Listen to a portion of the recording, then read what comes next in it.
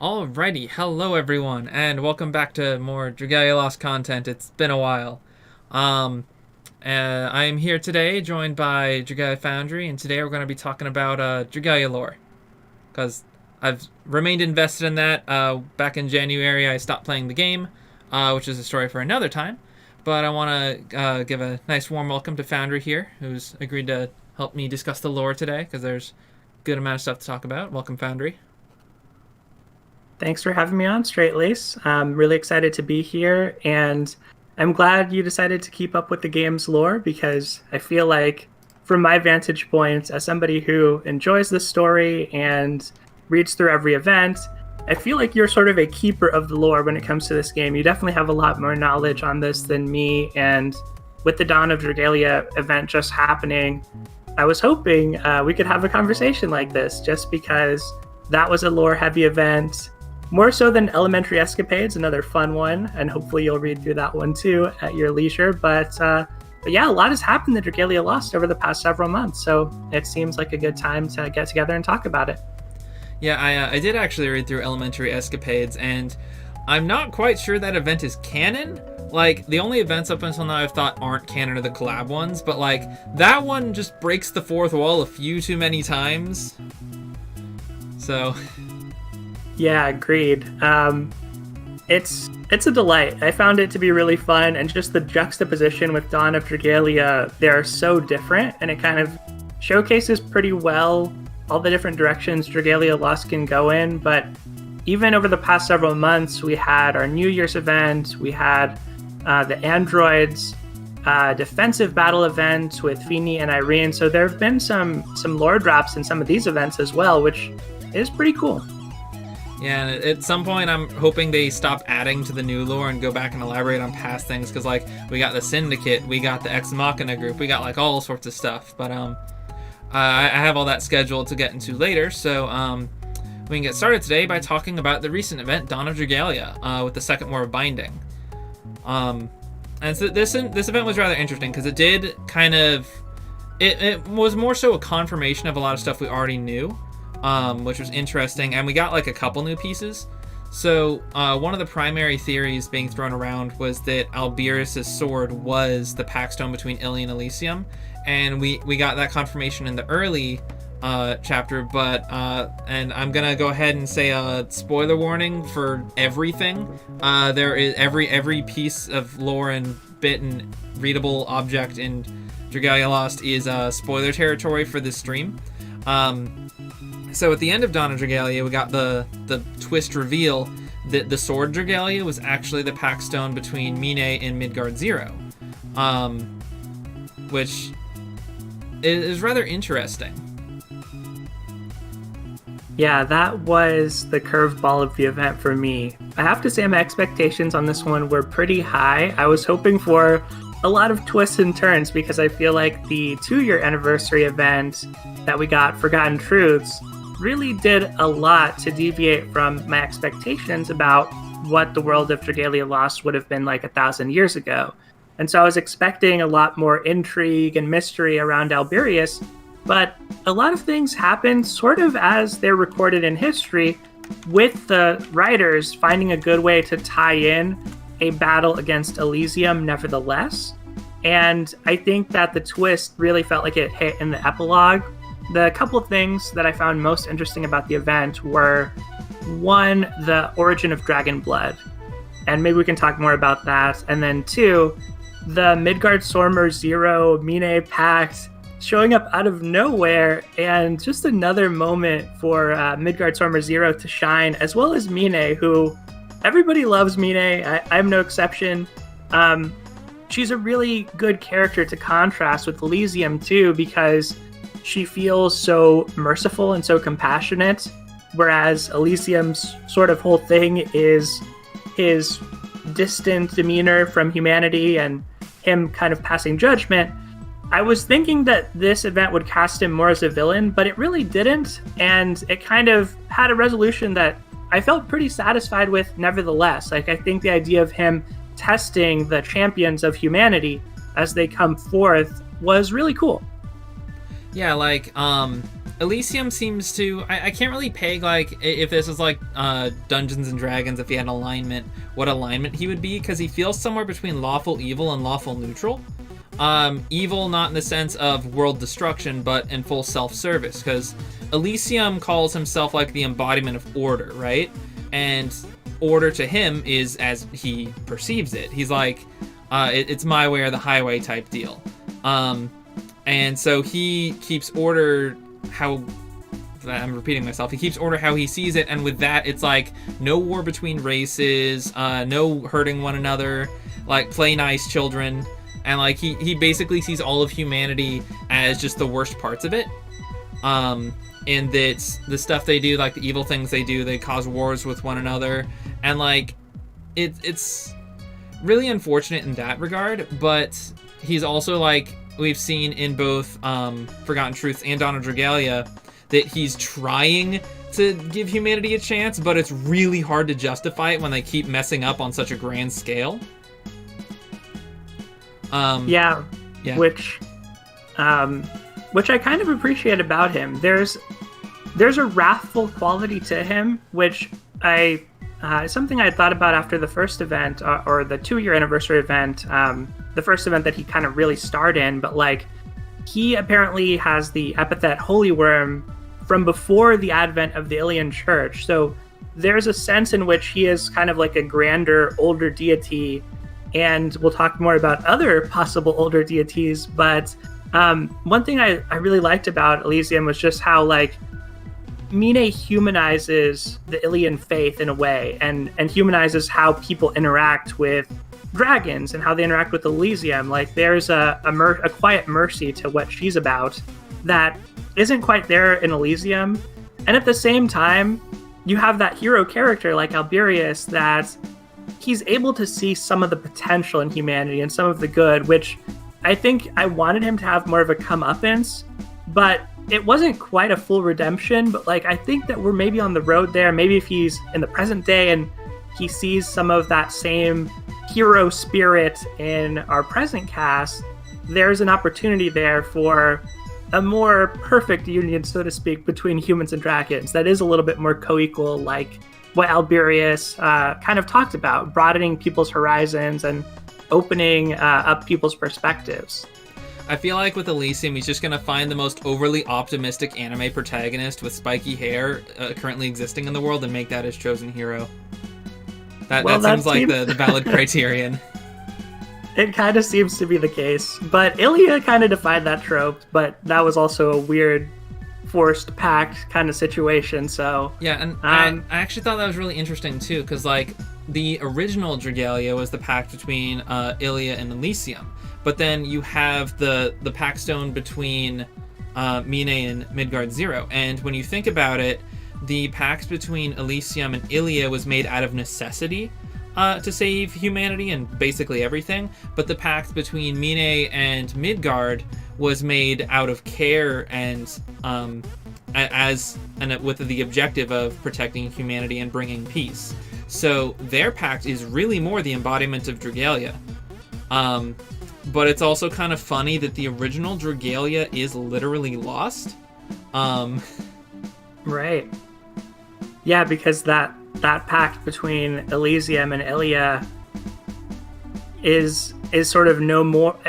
As you say, it was a pact by necessity, and then it's literally lost, but also kind of like figuratively lost in the sense that it was sort of a pact of necessity, but not even an agreed to pact all the way. But like, I doubt we've seen the last of Mine. We know that we saw the preview in the Dragalia Digest of Fabulous Tobias. I have theory about that.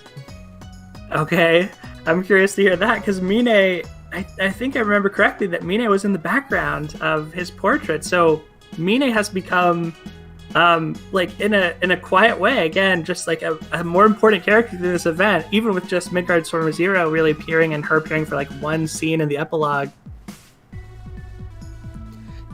Yeah, it's really interesting.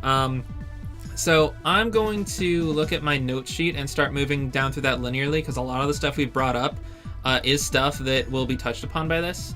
So at the top of my sheet that you can see also, I have notes on the Second War of Binding. Now, this is actually stuff I found rereading the main campaign before Dawn of Dragalia came out. In Chapter 11, Cleo actually reveals that androids existed during the Second War of Binding, which we know was like Laxi, Mascula, and the rest of the androids that Maestro made. And these were like a different set from the ones made 1,000 years ago during the First War and before the First War. But Cleo also mentions that she almost never saw them, likely because Maestro defied Darnell and tried to keep the androids out of combat. Another thing that was brought up in Chapter 13 is that Lake Reeve was a forbidden place since the time Cleo served under Alberius. Now, I wrote this down not knowing what was going to be in Dawn of Dragalia, but they actually didn't touch on like either of these points in Dawn of Dragalia. So like we never saw androids because apparently they're rare. They never went to Lake Reeve, although I'm pretty sure they also mentioned in Chapter 13 that the mana kiln there is from ancient times, so probably like before the First War of Binding. And then Cleo also mentions that the stuff around the mana kiln, the language is written in ancient Alberian, which is the language from the First War of Binding. So apparently the writing style has changed from Ilya's time to modern day, which is interesting. It's also funny that it's named Ancient Alberian from the First War of Binding when you think about... You know, that's kind of funny. It's like our writing style, we'll call it Ancient Alberian. What's Alberian? I don't know. We'll find out in 700 years. Right. But when you think about history, it does sort of make sense of like this ancient text discovered and and defined in the modern era would be called Alberian because they're in a country of Alberia that's been around for 300 years. So it kind of makes sense. But that is one of the parts of the story that I was hoping would be explored more with the Second War of Binding, just more about the androids.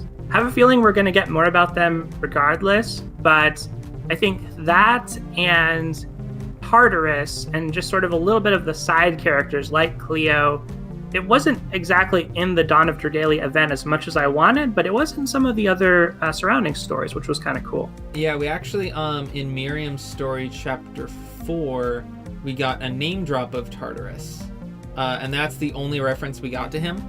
I have a timeline of events kind of lined up that I'll go through, of like Dawn of Dragalia, Alberius' stories, several of Midgard's stories, that kind of outlines all these references and whatnot. But getting into that, let's talk about the Dawn of Dragalia event. These are basically notes that I wrote down as I was reading through it on the wiki. So first of all, the first note I have here actually does refer to Tartarus, and that Tartarus, one of his character motivations is he talks about how the world thrust the expectations of king and hero upon Alberius, and this is exactly what Miriam tries to do as soon as she meets him and finds out he can wield the sword. But in the second chapter, he willingly takes it up and explicitly states that he knows that this is going to be a heavy burden, and he's taking it up willingly. Does the story clarify at all? I haven't read Miriam's story closely. I think I did read through it once, but does the story clarify at all when Tartarus and Alberius met?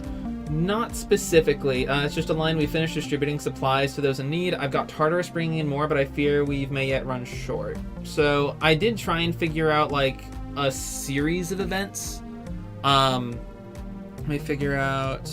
Yeah, so my timeline of Alberius' life is like the next thing to talk about after Dawn of Dragalia. So we'll get on just a little bit, I promise. Yeah, in Dawn of Dragalia, it was, in episode 2. Let me see if I can find the exact reference. All right. The only thing I was thinking is like maybe Tartarus is more upset about the founding of the kingdom of Alberia, and Alberius sort of, I suppose, he founds a kingdom. He then goes into Clavloye Lune and slays the other and does the blood casket. So maybe it's not so much just the fact that he took up the sword, but Tartarus's grief is with over the longer course, like Alberius does become the hero and he does rise to the occasion willingly, but maybe over time that starts to grate into you're sacrificing everything. You've created this world for your people, and you're still sacrificing yourself. So I really want more Tartarus Tartarus content in the future, but it's cool to know that he was at least name dropped in Miriam's story. Yeah, someone else pointed out in chat something that I actually did notice, but forgot about. Tartarus is actually name dropped in one of Miriam's quotes. Yeah, so on the home screen portrait, she might say Tartarus was a dragon of abiding loyalty, though more than a touch overzealous. Interesting. Okay. That fits. Let's see. So another point is that only those of dragon blood can wield the sword. Now this actually reflects in the main campaign in the first chapter, where the sacred shard begins to fail because Fari's tampered with it, and King Aurelius tells Uden, hey, we need to go get a backup to protect the kingdom. I'm going to the Binding Ruins, and all of your siblings are busy, so you need to go get the one from the Mistholt, but only those of dragon blood can move sacred shards. They're the only ones who can touch them. So you need to go make a dragon pact. And the reason behind this is also revealed in chapter 6, when Valix asks Uden to confirm his dragon blood, and he does so by shapeshifting. So I feel like he didn't necessarily need a pact to touch the stone, but because obviously Alberius didn't need one in Dawn of Dragalia, but it was more so a proving for Uden that he did in fact have dragon blood. I'm not sure why he needs to prove that, considering he's, well, actually, you know, knowing what we know, that is something that does need, like, you know, that wouldn't that begs have the been... question, because Aurelius would know. Yeah. Ooh. I didn't think about that. Because That's Aurelius really... would know that he's not actually his son, so proving he has dragon blood might actually be a very important facet there. What is your interpretation of dragon blood? Because after reading through Dawn of Dragalia, my sense was this event, when Ilia and Elysium form their pact, that this is like a global scale event, that anyone around the world could have been showered in the light or the radiance of this type of event. So it makes me feel like dragon blood is not a royal family thing per se, but just like a way of sort of justifying the broad range of different types of pacts that we kind of talked about the last time we did one of these streams, such as the pacts in Hinamoto or otherwise. So I kind of feel like a random person could just have dragon blood after reading the event, but I'm not sure. What do you think on that? Yeah, because I'm curious about that, because as far as we know, there are only 6 individuals present for the pact making between Ilia and Elysium. There were Ilia and Elysium. There was Midgard Zero, Mordecai, Zethia, and Mine. Is that all of them? I think so. Let's see, Zethia, Ilia, Mordecai, Mine, Midgard, and Elysium. Yeah, that's all 6. So, as far as descendants go, because dragon blood is passed on biologically, there's a little thing there that Zethia was a mana projection and stopped existing in that timeline. Ilia and Mordecai jumped into a black hole and teleported to the future. Midgard's a dragon, and Elysium is also a dragon. So that just leaves Mine. Which begs the question, or it comes to the conclusion that either Mine is the mother of all dragon blood in humans, or that someone else was present for it or was touched by it. Yeah, I kind of, in my head canon, I sort of envisioned that scene as that kind of like earth-shattering event that the light radiates out from, that maybe it affects people around the world. So that was kind of my impression, but it really was just a few people that are shown there in the story. So maybe there's some way that Mine, like, to get into more of the mystery of Mine, like, is the royal family somehow descended from Mine? Or otherwise, did she confer, like, the blessing of dragon blood in some other way that has magical implications? I just think it's kind of cool that we learned just what that is exactly, because that's been kind of a mystery to me. Well, a mystery, as you said, since the beginning of the game, really, when people are, when the main party is going about for the sacred shards.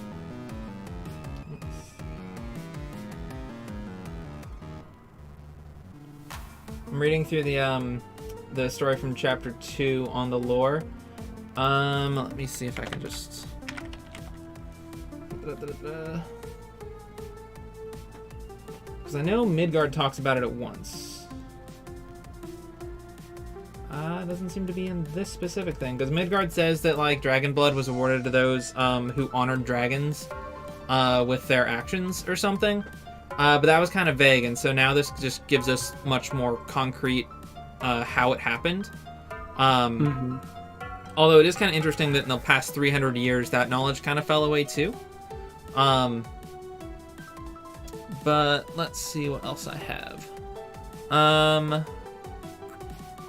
So one of the notes I wrote down is, what is the curia? Because I had no idea what that was. Because it's like, oh, we need to wait for the curia and it's sacred decree and whatnot. And if this had anything to do with the apostles and angels. And I googled it. Apparently it's a body of governance in Catholicism or something. I've never heard of it myself, so... that was just a note I wrote down.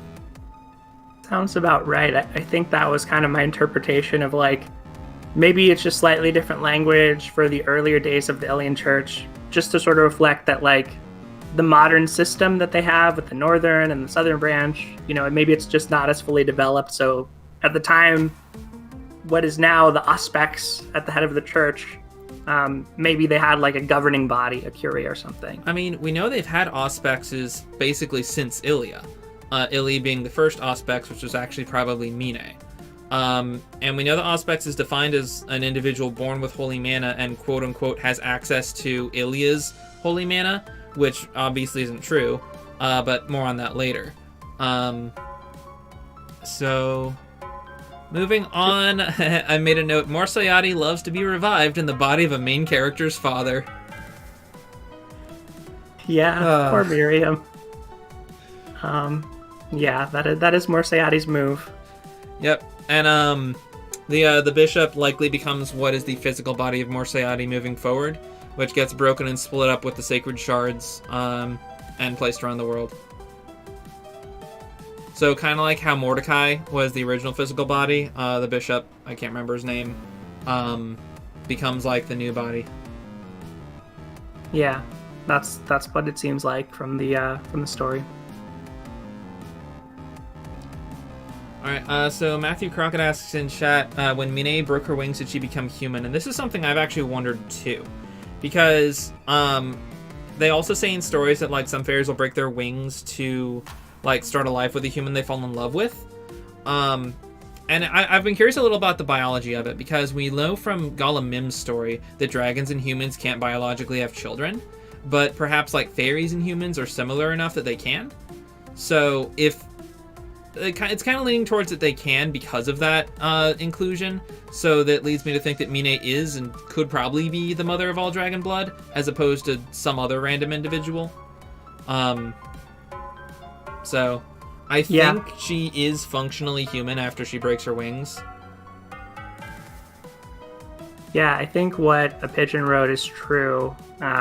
They can't return to the fairy kingdom, and then the stories that you talked about, I do remember reading about that. So, like, if there are people eloping after assuming a human size, like, you're functionally human. I guess you're still technically fairy, but yeah, I guess that works out. I don't know how much of that'll be explored. It's interesting because, like, when we talked about the Auspex just now, that is a figure who is strikingly absent from the Dawn of Dragalia event. It feels like Miriam, like maybe, but it also makes me wonder if Auspex is another one of those concepts that the modern understanding is that there's always been an Auspex going back throughout history since Ilia's time, but we know the modern understanding also doesn't really know what happened with Ilia. And so maybe it's more like a hero arises type of situation, that Miriam effectively is the Auspex. She has a purpose to serve involving the Holy Worm, but I don't want to get into that too much. I think that they just don't show her. But in a similar way, what I was going to say is, you know, if there's like a father of dragon blood, Mine's partner or something, like we have no knowledge of that or who that could be. We don't know who Alberius wound up with either, so right, kind of in the same boat there. That's true. Let's see. Let's see. I wrote down that Elysium gave the humans one more chance in the first world binding and no more chances for the second until Alberius changes his mind. Although someone mentioned this in chat earlier that he does offer to only kill all of Diurnell, which is kind of weird that, like, it's really weird that Elysium offers, like, yeah, I'll just kill all the evil ones, and then the protagonist proceeds to not take them up on that offer because, of course, they see the good in people and such. Yeah, that is an interesting move, but it's very shonen protagonist of Alberius to not want to kill all of his enemies in one fell swoop. Like he's about changing hearts and minds. He's a good dude, and so I think that the cool, like as a shonen fan, like the cool thing for me was just Alberius kind of proving himself to this godly figure of like his self-determination and belief in people's value was enough to slightly move the needle on what Elysium felt toward humanity. So I thought that was kind of cool how it was resolved. And I see another note here you mentioned was history kind of forgot that dragons attacked in the Second War. Yeah, I made that note before reading the epilogue when they just kind of retconned it, like, look, the dragons are like, they're coming back, oh wait, they're helping us, and then at the end they're like, I can't believe the other was able to control all those dragons. Like, okay, I guess that explains it. Yeah, they just blame the other basically for doing that. And like we know in the current main campaign that void dragons are a thing, and that the other can control dragons. And that also, this probably wouldn't be a concept at the time, but that a human individual can control a dragon via dragon pacts. So true, because we know this with Emil and Mercury in Chapter 2. We know this with Aurelius and Zodiark in Chapter 5, and we also know this from Audric's story. Yeah, that's a good point. So there's a lot of ways dragons could be manipulated to cause disruption that are not the fault of the dragons. Like 1,000 years ago, blame the dragons for everything. It seems like by 300 years ago, the Second War of Binding, that's not the outcome, basically. Let's so see. What else? What's next? Where's Cleo? So Cleo appears basically, I think, only in Miriam's story. Does she appear in Alberius' story? I can't remember. I don't think so. In the later ones. I think it was all about him going to the Fairy Kingdom to learn the art of the blood casket, from what I remember. Yep, that's pretty much it. Yeah, so she doesn't appear in Alberius' story, just scrolling through and looking at faces. But yeah, she appears in Miriam's story quite a bit. It's not really explained where she comes from. She's just kind of there. And, like, it's really interesting, too, because this kind of ties, I believe, into the second summer event? Or was it the first one? It was the first one, right? It was the first one, part 2, where they elaborate on Cleo's past and how she used to be, like, pretty much explicitly a servant, or exclusively a servant, and, like, wasn't really comfortable going out of her social shell. And that's kind of what we're seeing with her in Miriam's story. Is that she just views herself as a servant and not as an equal as Alberius treats her, or attempts to. Okay. I'm trying to remember. That would have been, like, Crescendo of Courage. Yes. But Cleo did feel strikingly absent. Like, I'm hoping we just get, and we know we're going to get a little bit more Sylvan lore as a whole. Thanks to the Dragalia Digest, one of the announcements was about an event focused on the lore of the Sylvans, which is really cool, because we don't know a lot about Cleo. I mean, not just myself, but I feel like as a whole, like her memory loss about the past and how I feel like, do we know how she ends up serving Alberius? Nope. I believe that this is the first, like in Miriam's story, this is the first time we see her chronologically. And she's just kind of there all of the sudden. And she's just like, she's already kind of been accepted into the community and already has her role. So we don't know how she got into that. But yeah, I am really excited to see the upcoming events on the Sylvans and know more about them. Cause we got a little bit with, Hunt for Harmony, taught us a little bit about modern Sylvan culture. So I'm hoping to get like some lore on what Sylvans used to be like and moving forward. Yeah, me too. The more I think about it, like, I don't think that that's really where Cleo fits in. I'm thinking more like the Tartarus lore drop and the Cleo lore drop are more likely to be intertwined than just having Cleo show up in the Sylvan event. But both of those things are things that I'm looking forward to. I feel like we'll probably get those in the main campaign because they have been doing with the Void Dragons becoming the Reborn Dragons, and also tying together with one of the main characters and their associated Augito. So in the next chapter, we're gonna have like probably Laxi and let me turn my music real quick. That came in really loud. So in the next chapter, we're gonna have Laxi versus the twins, and we're probably gonna get Reborn Agni. But I would guess after that, we'll probably get a chapter that focuses more on Cleo and Tartarus. So we'll probably get more lore then. Yeah, I think you're right. It's been so long without having like Cleo's origin story and motivations that she just feels like part of the team. So it's not often that I come to that topic in my mind, but now that we've gotten that type of development for several of the main cast members, unfortunately it looks like Alex is going to kind of going to be skipped over just because she doesn't have an Agito counterpart, but she still had some development with Leonidas as well. So anyway, all that to say, like, Cleo, it's time for Cleo. I'm looking forward to that. And like Laxi and Masculi, I agree, are probably going to be next, and they're in the Fairy Kingdom. So we'll talk more about the main campaign in a little bit, I think. But yeah, where was Cleo? To go back to our original point on Dawn of Dragalia. Yeah, honestly, I just want to say we'll probably find out, because I'm a little bit more interested in theorizing stuff that we don't know is coming, but we can presume that Cleo's story and more of Tartarus' story is coming in a couple chapters. So I'm willing to like wait on that one to see what we get and then move from there, because we'll definitely get at least something. Yeah, that makes sense. So next point, the Otherworld consists of black mana. So I asked the question, does Elysium live in an Otherworld consisting of holy mana? I'm actually going to come back to this one later, because I have theories on black mana and holy mana. So the next one is that, also something I touched on earlier, is that Dragonkind is the protector of natural order, so saith Elysium. That natural order being the subjective opinion of dragons, specifically Elysium. And that he kind of wants to shape the world the way he thinks it should be, and exclusively his opinion.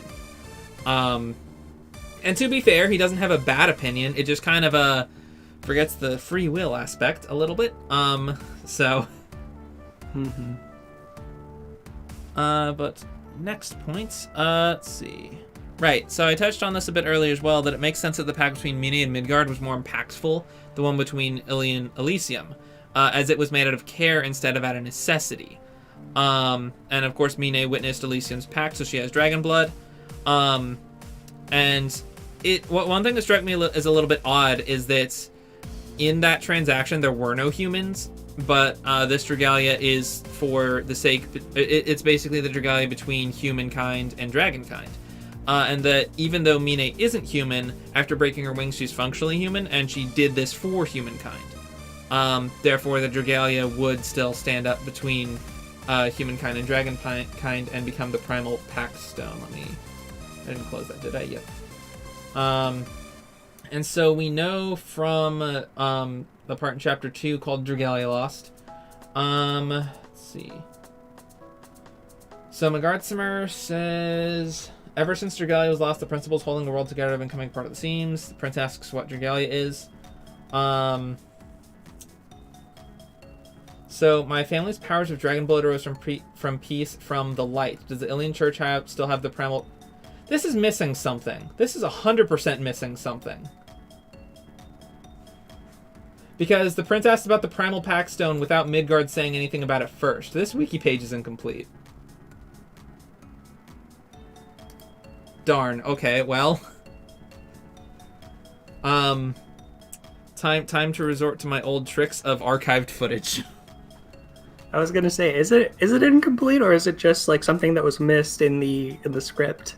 I think the wiki just missed something, because 100% Midgard talked about the Primal Pact Stone before the prince asked about it. So let me go digging through my files real quick. This might take a second to find. So looking at the next point to get started on something while I look for this. Let's see, we already talked about Mine being the ancestor of dragon blood. I already talked about that. Right. So one thing to note is that when Alberius was able to wound Elysium with the Dragalia sword, Elysium heard Midgard Zero speak. And this helped me craft a theory that perhaps when a pact stone is made, it is made of... So basically, a person or an entity's mana is kind of the equivalent of its soul in Dragalia Lost. And so when a pact stone is created, it's created with a portion of both pact makers' souls, or manas, so that the pact stone between Mine and Midgard Zero would feasibly, or ostensibly, is that the right word? Theoretically, contain a portion of their mana and be able to speak from it. So that would be how Midgard Zero was speaking to Elysium.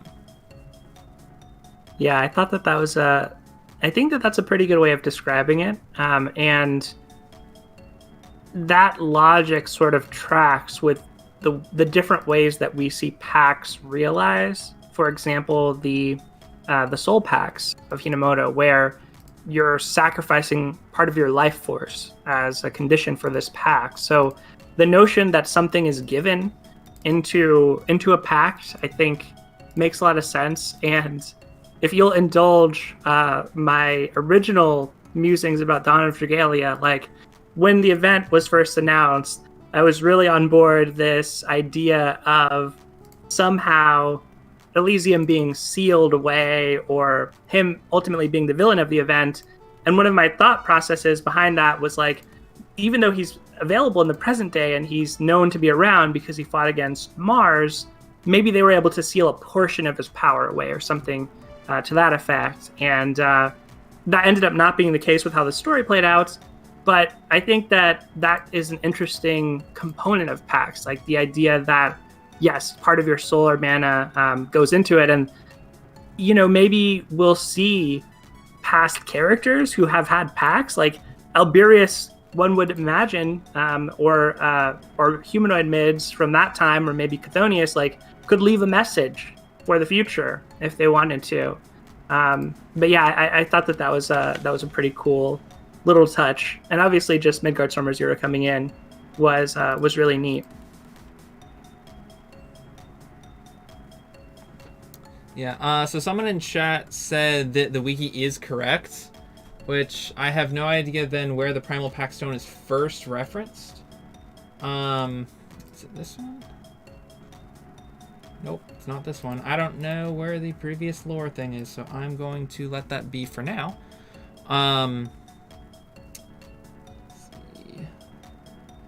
Someone in chat, Ralph B said, Humanoid Mercury says she still recalls the pain of breaking her pact stone with the meal.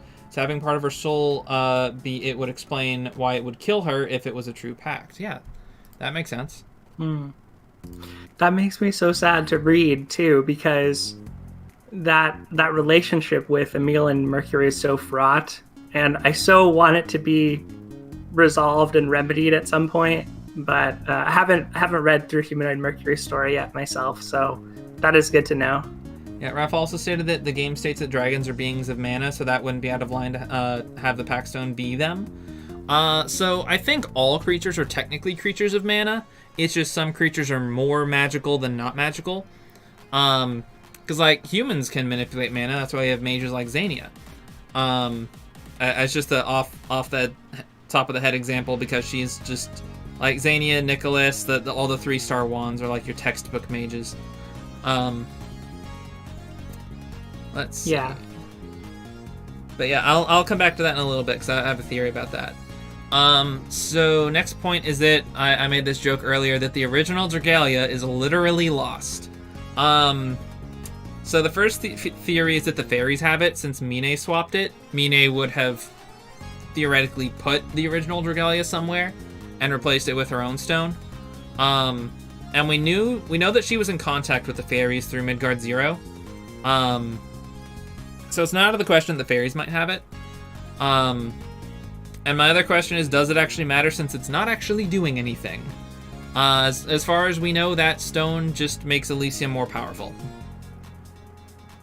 Yeah, my reading of it at first glance was like, this is a detail that's just going to be sort of buried and washed over. But I could be wrong, because Dragalia Lost has pulled some things out of the past before. But yeah, I kind of feel like they just wanted to have the one-up moment of Midgard Summer Zero, so that's why they have the Mine Midgard Summer Zero pact, and forget about that other pact stone.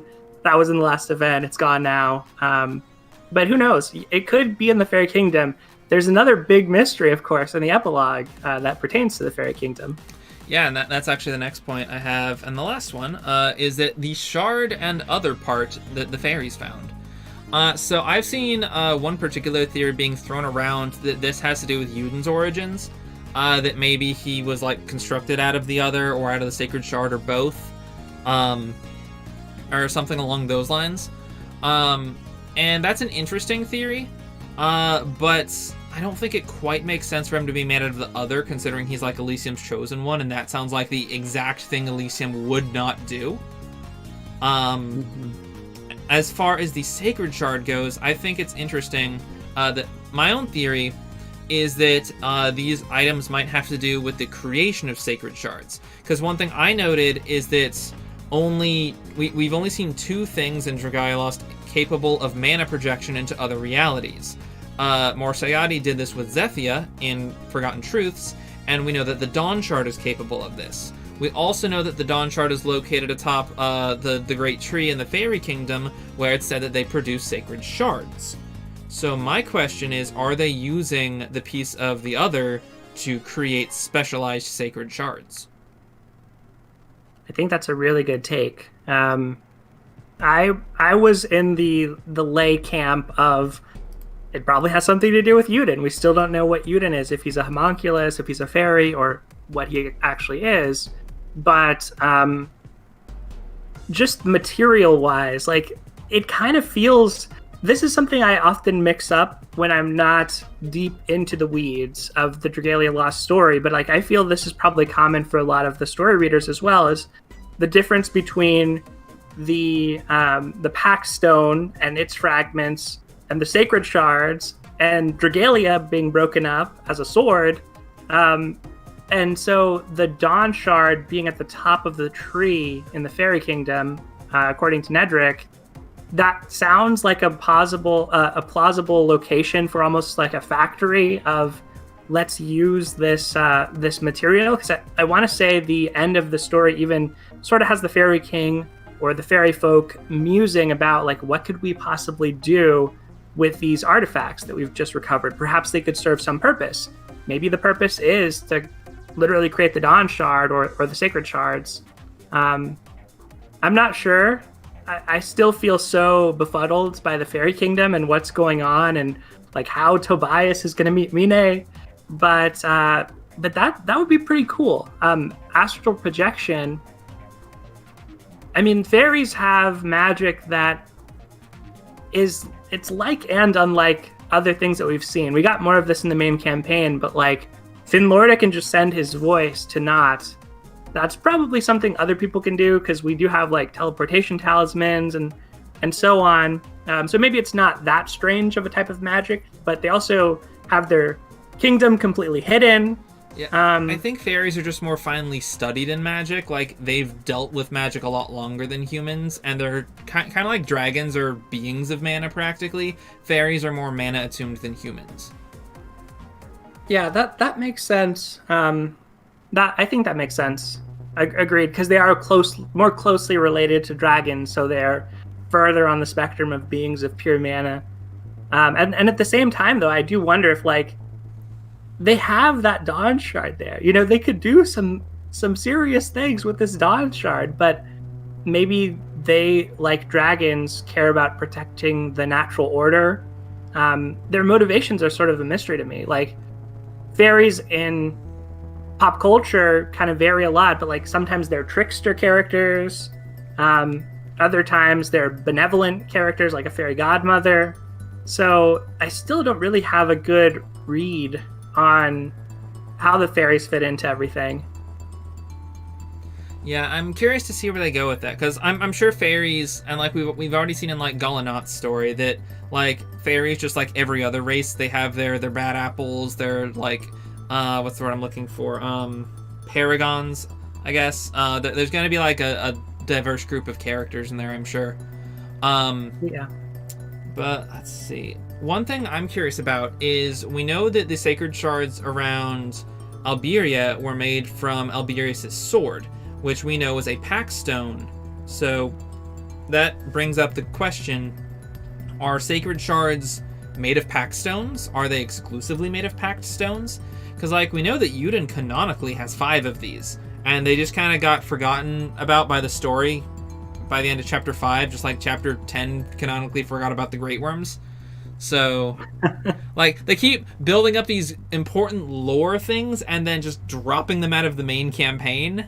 So yeah, it's nice that they do crop up in like these lore stories like Dawn of Dragalia, but it'd be nice if the main campaign, because the main campaign at this point just kind of feels like the story of Yuden and his character development, as opposed to the world of Dragalia Lost. Right. It has really honed in on that, and especially with like the advent of all of the Gala banners happening all of the time.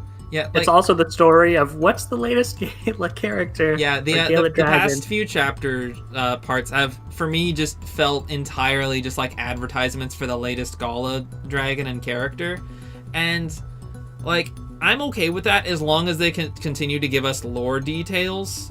They didn't really, not to my knowledge, did they give us anything in the most recent one with Not? Well, I mean, I don't know if we want to get into this yet, but Bahamut is a pretty big, they did give us that. Pretty big one. So yeah, so it's like you've got like most of the story and then like a lore drop, which is interesting. Yeah. So it's like, but I feel like that the lore drops are like exclusively from the Agato side of things. That's why I like the main campaign right now, is because as long as the Agito are still in there, you can sell me all the Gala Poseidons that you want if you give me a little bit of Volk screen time. So I'm okay with the main campaign, but yeah, that is a pretty big one. I don't know if we want to jump into the main campaign yet, or keep talking about like some of the side stories in the Dawn of Dragalia period with humanoid mids and Alberius, but yeah, I have feelings on the main campaign. Yeah. I only have a little bit here for humanoid Midgard story because I noticed that in one of the parts that basically they were chasing down one of the Darnell soldiers and they like get a hold of him, but then he like forgets everything that he would have spilled to them, and Midgard points out that it was like a sigil or something, or a curse. And it was really interesting because I was actually reading through Seimei's story and the New Year's stories recently, and they also mentioned curses. Which is interesting, that a curse is like a type of dark magic, I guess, that places kind of like a lasting effect, I want to say, on something. It's kind of like a lasting spell with like evil intent, I guess. Yeah, I feel like it may not bear much interpretation. Like, I think it's kind of just literally a fantasy setting, generic evil spell, as opposed to like a good spell or a fire spell. Like, I think we do have the curse affliction, which prevents you from doing skills and stuff, but like, curious that no adventurers can cast that. Yeah, maybe it's only applicable by fiends. All right, curse affliction in Seimei Spiral, or we riot. It makes sense. It does for Seimei. All right. Yeah. So I think this is the last thing I got specifically on Dawn of Dragalia, is just the flat out timeline of Alberius, and this is pulled from like multiple sources. So it actually starts in the original Midgardsormr story, where we know from context in that he grew up and trained in a small village near Midgard's Nest, and that one day he washed up on shore near Midgard, and Midgard like found him and like brought him to his cave and like helped him recover a bit. and that from there he continues to visit Midgard and tries to like become friends with them, and Midgard's just like super like, no, leave me alone. Dragons and humans aren't supposed to like mix or whatever. But then Diurnell attacks the village, and Alberius and Midgard team up to investigate, and this is where they find out that Diurnell plans to revive the other, and then they eventually, in Human Midgard's story, concludes with them leaving to see the world and investigate, which leads into Dawn of Dragalia. So from here, this is basically just the story straight through. They encounter Miriam and obtain the Sword of Dragalia. Alberius has an audience with Elysium and becomes the chosen hero. Diurnell revives the other, aided by corrupt Ilian officials. Chthonius joins Alberius. Elysium turns on humanity after the church broke Ilia's promise. Alberius convinces Elysium to leave the defeat of the other to him and the dragons working together. Elysium chooses Alberius as a hero, and then makes a pact with Midgard. And it's really funny because the third to last and last bullet points I actually typed out before the thing finished, and they just became right because it was pretty easy to see that's where it was going. And yeah, so as far as the story goes, like just the story on its own, we didn't get too many twists with Dawn of Dragalia, but what we got was like the specific details of it, like who the pact stone actually belonged to, which I do think is going to lead into more stuff in the future. Yeah, I would say whereas Forgotten Truths was almost a dramatic reversal of what we knew about the first War of Binding, this was more of like a confirmation for the most part of what we knew about the second War of Binding. One thing I did want to mention, since you talked about Chthonius, there is a line as well in the story, and this is the last thing I think I have on Dawn of Dragalia, but there's a line where Chthonius talks about serving a previous master prior to Elysium. I think that was in High Chthonius' story. Okay, that wasn't in the event. I forgot, but yeah, I remember reading that and I was like, whoa, okay, that's pretty striking, because Elysium, he's not the Genesis worm, but he's the big bad of the dragons right now, which, I mean, that is who comes to mind is Bahamut when I read that. Yeah, so I do wonder if like Bahamut could be that, because Elysium, I think, also isn't a worldwide entity. I think he just like oversees Grestea, because we also know Amaterasu oversees Hinamoto. So I feel like they're kind of like so if like we have a whole planet, they're kind of like the presidents or like rulers of specific countries. And like there's like no worldwide president in real life, but like if in Dragalia Lost there is a being above them, that would probably be like the creator type deal, which could be Bahamut being the Genesis worm, Genesis being the beginning. Yeah, that makes sense to me. I forgot that was in High Chthonius' story, so I've checked out a few of the side stories and then conflated them with the main events of Dawn of Dragalia, but that was one of the cooler things I remember reading, just because we don't know a lot about that still, and like this starts to cross over into the Apostles arc line and plot line as well, but there's some name drops that have been happening in Dragalia Lost side stories that are kind of mind-blowing to me as somebody who came into this game with like, there's 5 great worms, maybe a 6th great worm, and now we have the high form of Chthonius, which was super sweet, and come to find out that he served a previous master, which is mysterious. Yeah, and it was also cool to see Midgardsormr take on the High Midgardsormr form when he made the pact with Alberius, because as mentioned earlier, we know that dragons kind of lose a little bit of their free will when they make that pact. They kind of become subservient to the human and kind of have to do what they say, but in return, both the dragon and the human gain bolstered power. Mm-hmm. So if the dragon trusts the human, they can make the pact, because the pact is a choice between both parties. And so between that trust, it creates the pact. And the pact can be broken if that trust is broken, as we saw with Mercury. Wait a minute. Hold on. That causes some issues, because if Yuden got... Well... Because I guess with Mercury's case, the pact wasn't made with that intention, and in Yuden's case it was, because I was wondering, in the realities where Yuden gets possessed, why didn't the dragons just break the pact? And the answer is because it was a legitimate pact when it was made, so...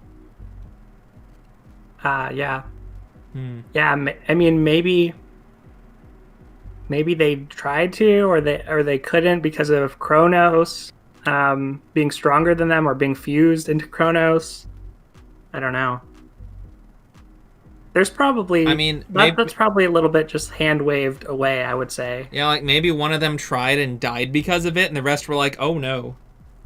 I mean, though, we know some of these dragons definitely would straight up choose to die than serve the other, so maybe that's why we only see a few of them in Audric's story. That's a really good thing to point out, I think, Straight Lace, is like we actually got a lot more of Midgardstormer's personality in this event, which is just, I mean, it's not lore heavy, but like the relationship, the bond. You know, I think that there's at a fundamental level, there's just an anime logic to this, that like a pact that's formed with a friendly, wholesome bond is going to be more powerful than a pact that's formed with like a force and bad bond, like the Meal Mercury pact, let's say. So, or the pact between Elysium and Ilia.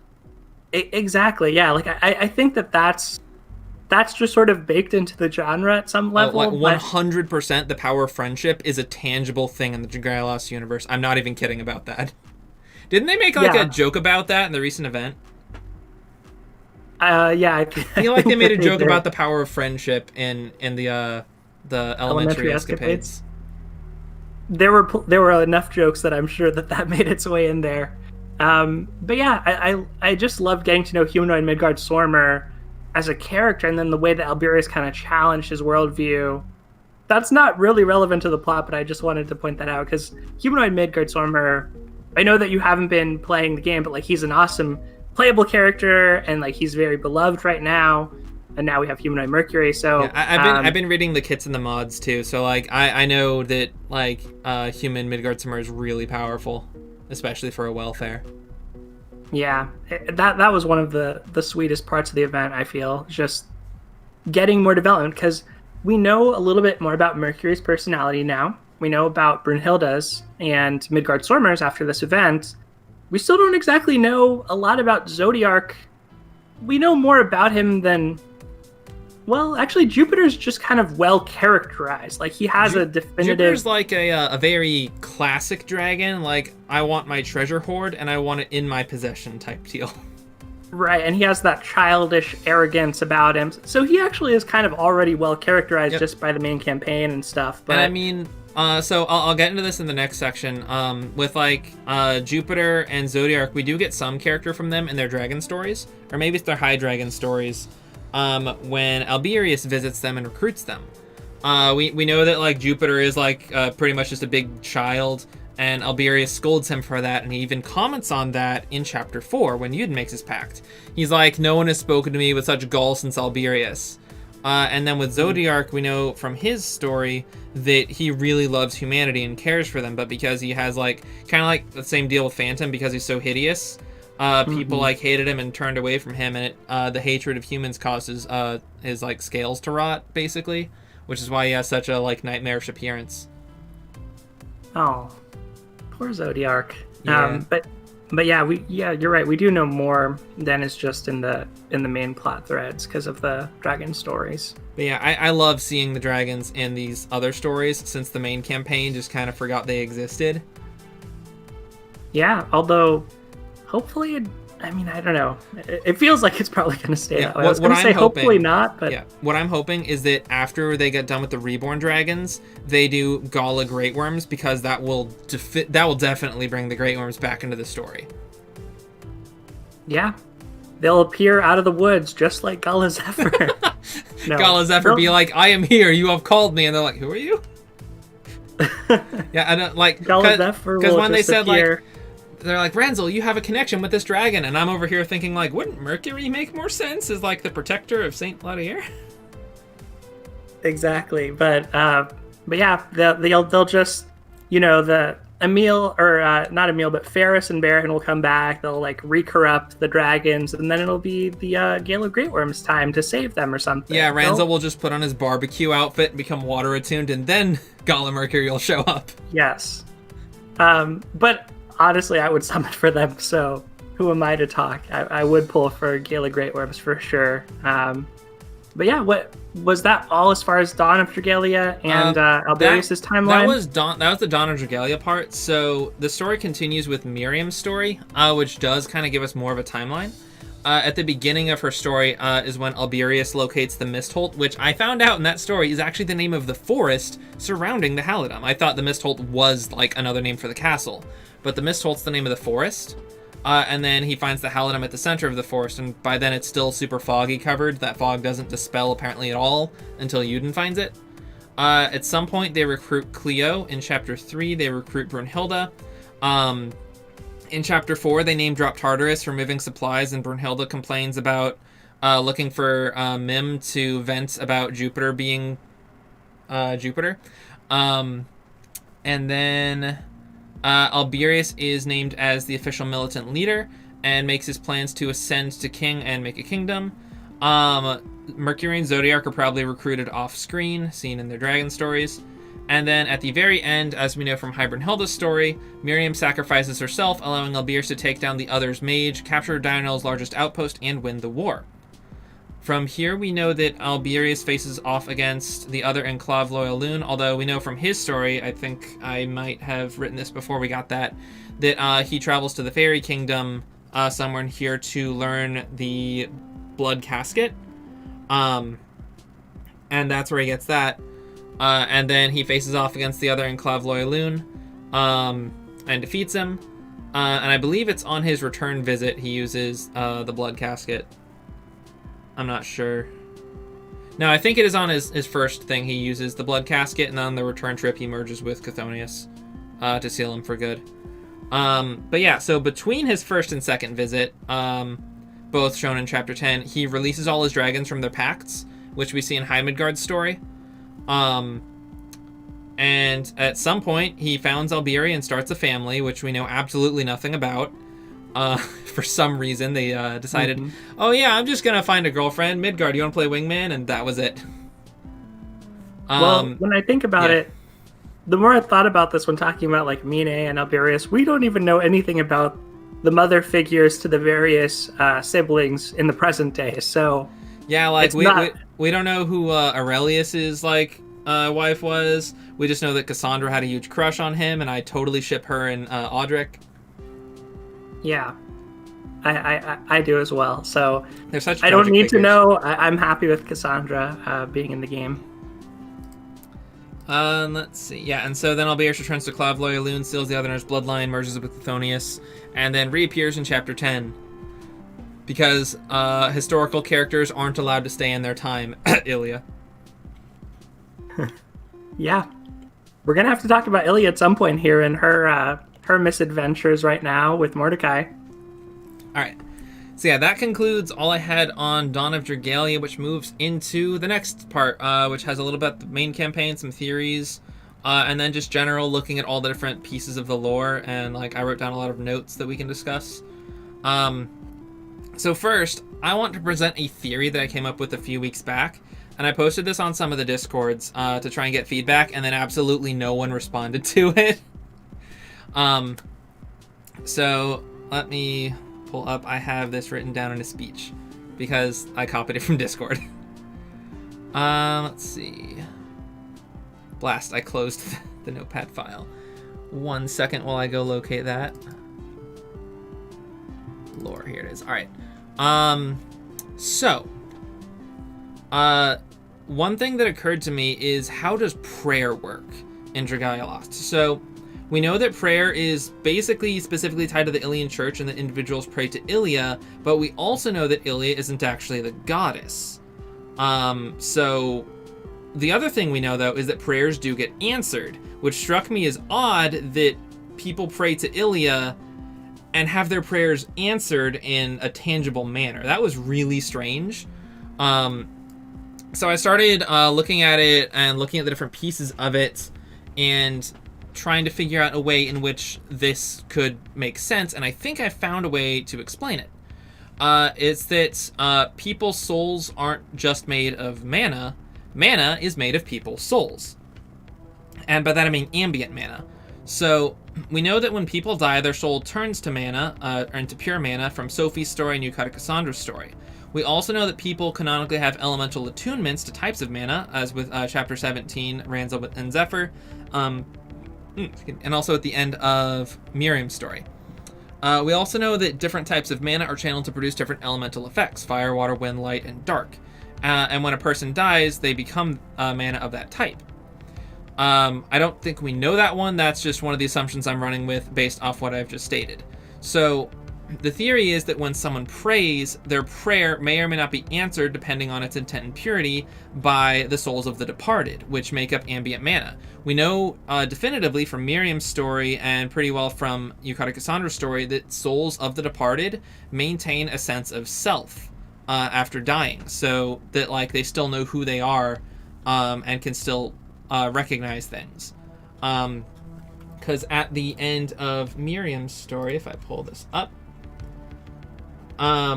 so like the prince and friends are fighting and whatnot, and then some fiends are like blown back by some wind, which helps them win, or it helps them win the fight. And so Cleo mentions that the mana feels familiar, and Mim literally name drops Miriam. So with that, I was wondering, let's see, how did I phrase this? So that when someone prays, their prayer may or may not be answered depending on its intent and purity. People have souls that can manifest their own mana like a spell, but souls of the dead can also assist in manifesting the result of a prayer and petition. Those who have passed on have no more need for material anything, but may be vulnerable to things that use or consume mana, like perhaps the Ancient One or a mana kiln. Like people being sacrificed to the Ancient One maybe it like eats their mana, or a mana kiln, which has been described to take ambient mana and convert it into tangible mana, which within this theory, presume destroys the soul. So this would be why the Ilian Church has gained so much ground, and praying to the goddess actually works. Ilia's pact with Elysium gave him and dragons large control over the facets of mana, and with that, the ability to protect it and keep it stable, as Elysium does.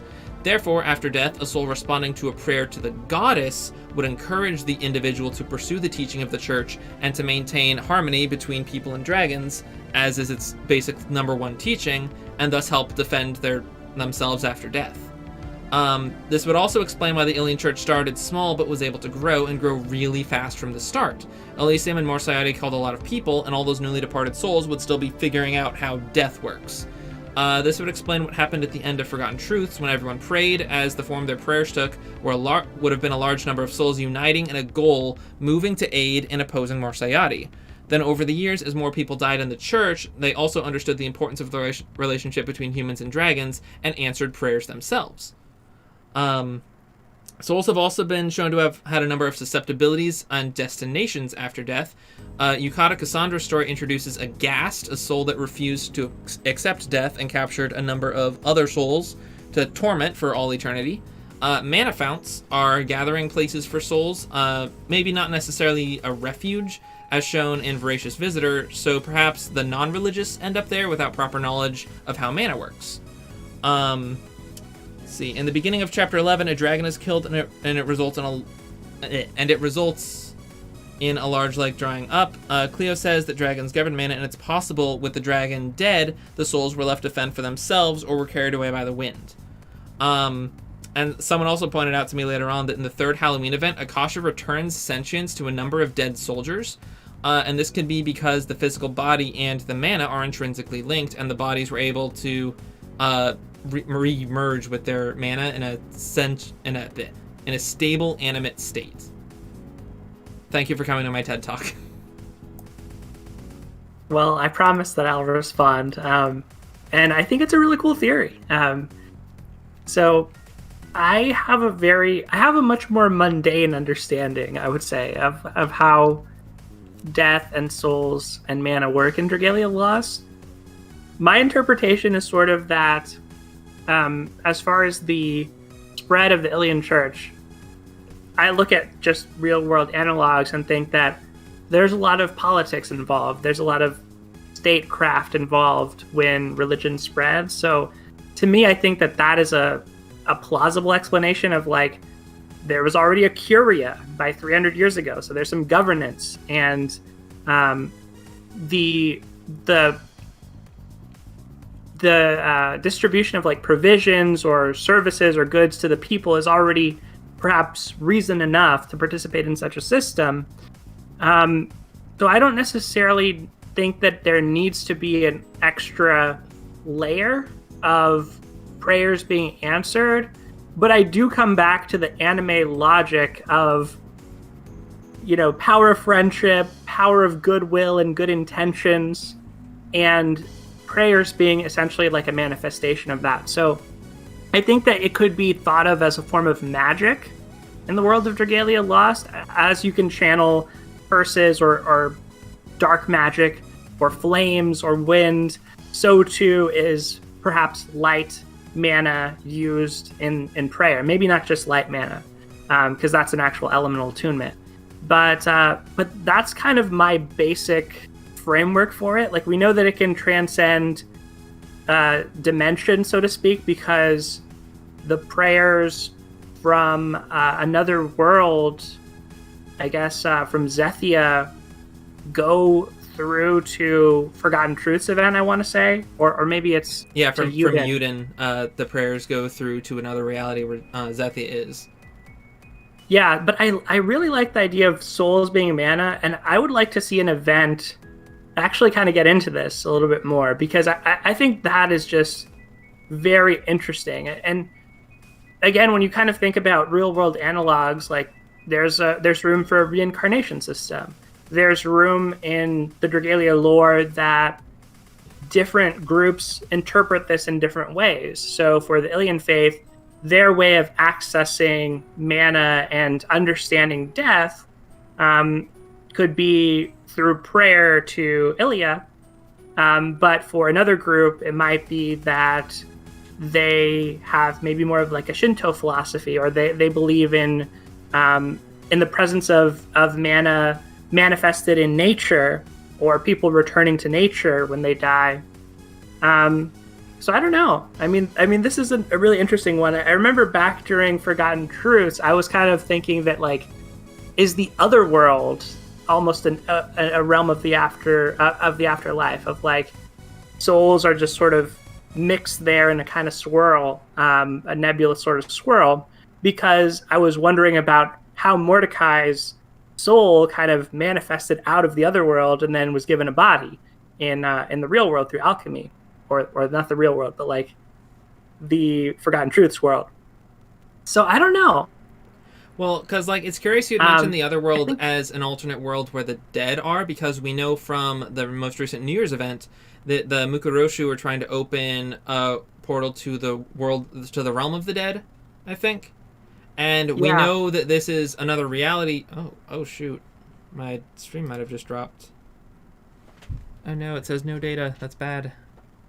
Stop lying to me. This says it's still going. I see comments.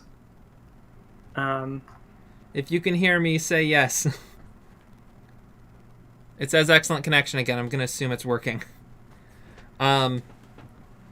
So basically Cleo mentions, I believe in that story, that opening a portal to that world might cause that reality and the main reality to like clash, and it would be disastrous. Which makes me think that is another reality instead of like kind of like a pocket dimension or sub-universe to the main one. So I'm still not fully understanding how reality works, but I am going with the multi-worlds theorem that all other realities are either parallel realities, which are identical but temporally offset, branching realities, which are partially identical but change at a certain point in time, or alternate realities, which are entirely different, like Dragalia Lost a Fire Emblem. That also makes sense. And yeah, I had forgotten about that. Like, there's a precedent for a pocket dimension in Nobunaga's adventure story that Amaterasu is basically creating. And I haven't read Seimei and Yoshitsune's and Kuzunaha's, unfortunately, so I don't know how much they expounded upon what's going on with Amaterasu right now. I read those the other day. Those focus more on the Mukuroshu. Yeah. Okay. But yeah, I remember that, like, basically creating like a replica of Hinomoto in using otherworld fragments to access it, which was really interesting. But yeah, I think that this is a very plausible theory. Like I feel if we were in the world of Grastea, different groups would have different beliefs about this kind of thing. So like maybe this isn't well known. For example, you have Akasha's event where there's a tome that has spells that are used, I believe, to bring back the souls of the dead into their body. So that's like one understanding of how to access the dead in this world. And the Ilian Church probably has a very different understanding that is also magically manifest and also true, and perhaps more true in some sense that it's not through like a corrupt means, or there's no no negative consequences to the way that they do it. But yeah, that I mean, to me it tracks. One thing that is interesting is like the Dragalia Lost story tends to focus mostly on the human-dragon relationship, but there are also all these other races in Dragalia Lost and other groups of people that we may get into later. But a lot of the core conflict is around this dragon-human relationship, with humans kind of meaning humanoids, but you do see the other different cultures, like Sylvans, interfacing really differently, or like fairies. So I wonder how Rockins existed. What was that? When's the last time Rockins existed? I don't know. You gotta go find the Burly Boys and see what they're up to. Those were in Gald's story. Yep. But yeah, they haven't really existed. So I don't know. I think it sounds plausible. Like I sort of just think of it as a generic magic that is the power of friendship and sort of goodwill manifest.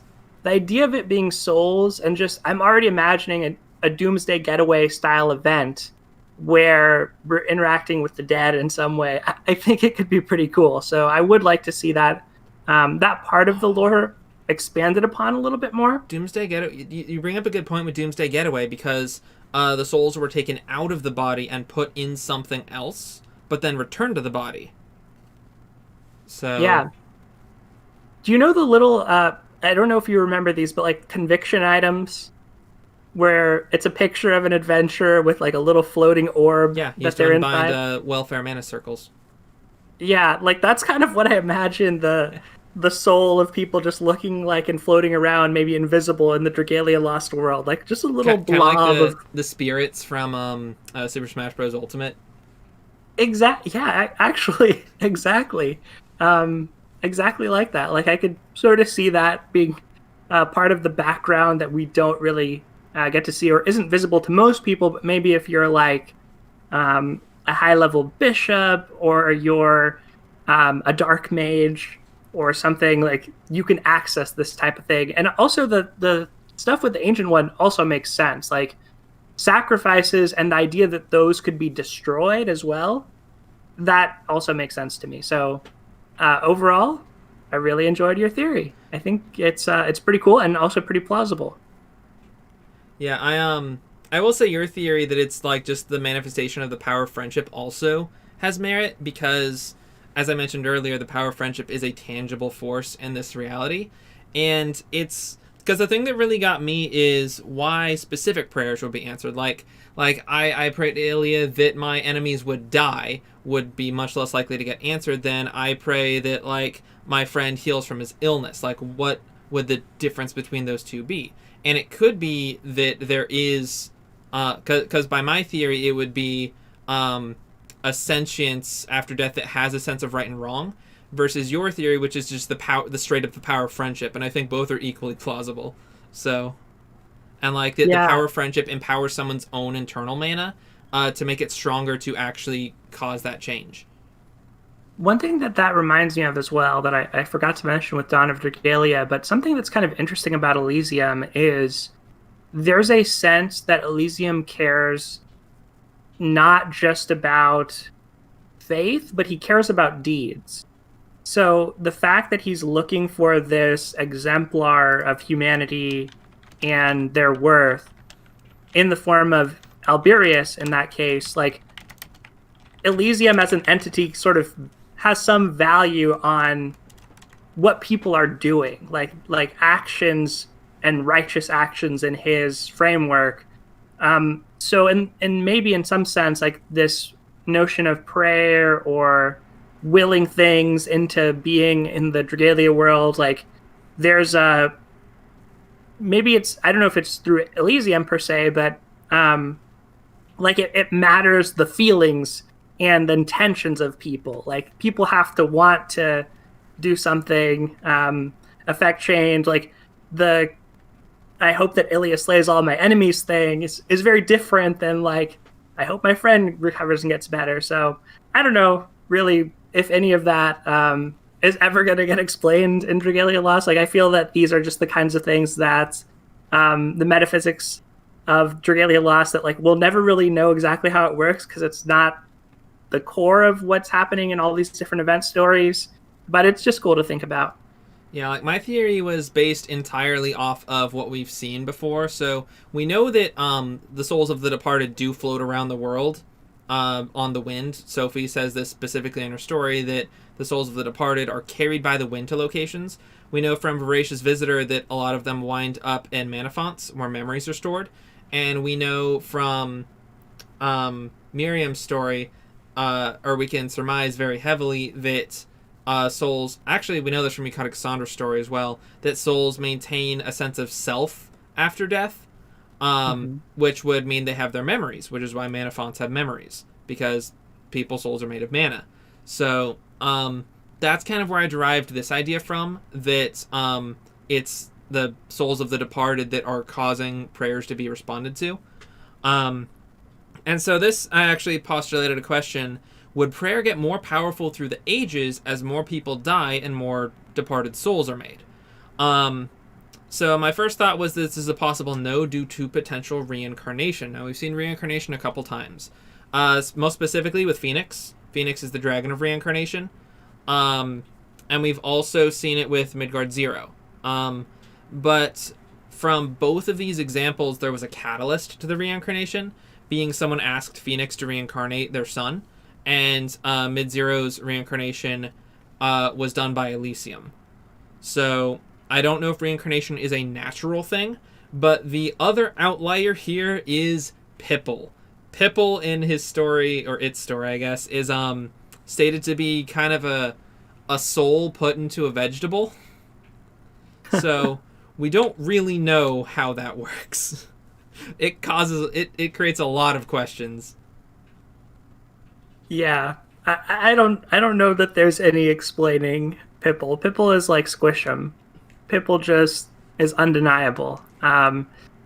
It could just be a Scylla or Skyla type thing where we were in the stuffed animal in that event due to magic and a soul being put into a different type of body. Pipple's an animate vegetable though, which is a little bit different. I don't know. The power of cooking, perhaps. I would cooking, definitely lean towards Pipple being more of a reincarnation type entity, because reincarnation seems to strip an entity of its memories. As like Phoenix said that like the guy's son was being reborn as a child, and Midgard Simmer doesn't have Mid-Zero's memories, but like there's just still an ounce of Mid-Zero's original mana, which provides stuff. And I can't see whatever reincarnated into Pipple wanting to be eaten, because if it was trying to die, there are much more efficient manners to do that. It is specifically trying to get cooked and eaten. So I think I agree with what Milton Figueroa wrote in the chat, that just Pipple is Pipple. Yeah. Like, but I think the reincarnation thing is a really good point, though, because I hadn't thought about that. And you're right. Like, every time that happens, there is a stimulus to it. Like, it's not something that just seems to happen organically. I was trying to think back on what we know about Hinamoto, and I couldn't remember, but I think they're just descendants. But I think there is backstory on the original Nobunaga and Mitsuhide, and not talking original in the sense of like Japanese history, but in the Dragalia Lost world. I know world. what you're talking about. They talked about how like the original Nobunaga and Mitsuhide were like rivals. I think they're just descendants who like bear the name. that's what I'm thinking too, and not literal reincarnations. Otherwise, as far as dragons, I can't really think of any other ones besides the examples you gave. Although, um, yeah, no, I think those are the ones that come to mind. Um, and maybe we'll learn more. But like the archangels are probably very old dragons that exist. Dragons live a really long time, and it's not super clear to me like what their mortality status is all the time. It seems to kind of vary depending on the dragon, but we have gotten events before with mana fonts and other things like that could be used to sacrifice souls. So I think it all tracks. Yep.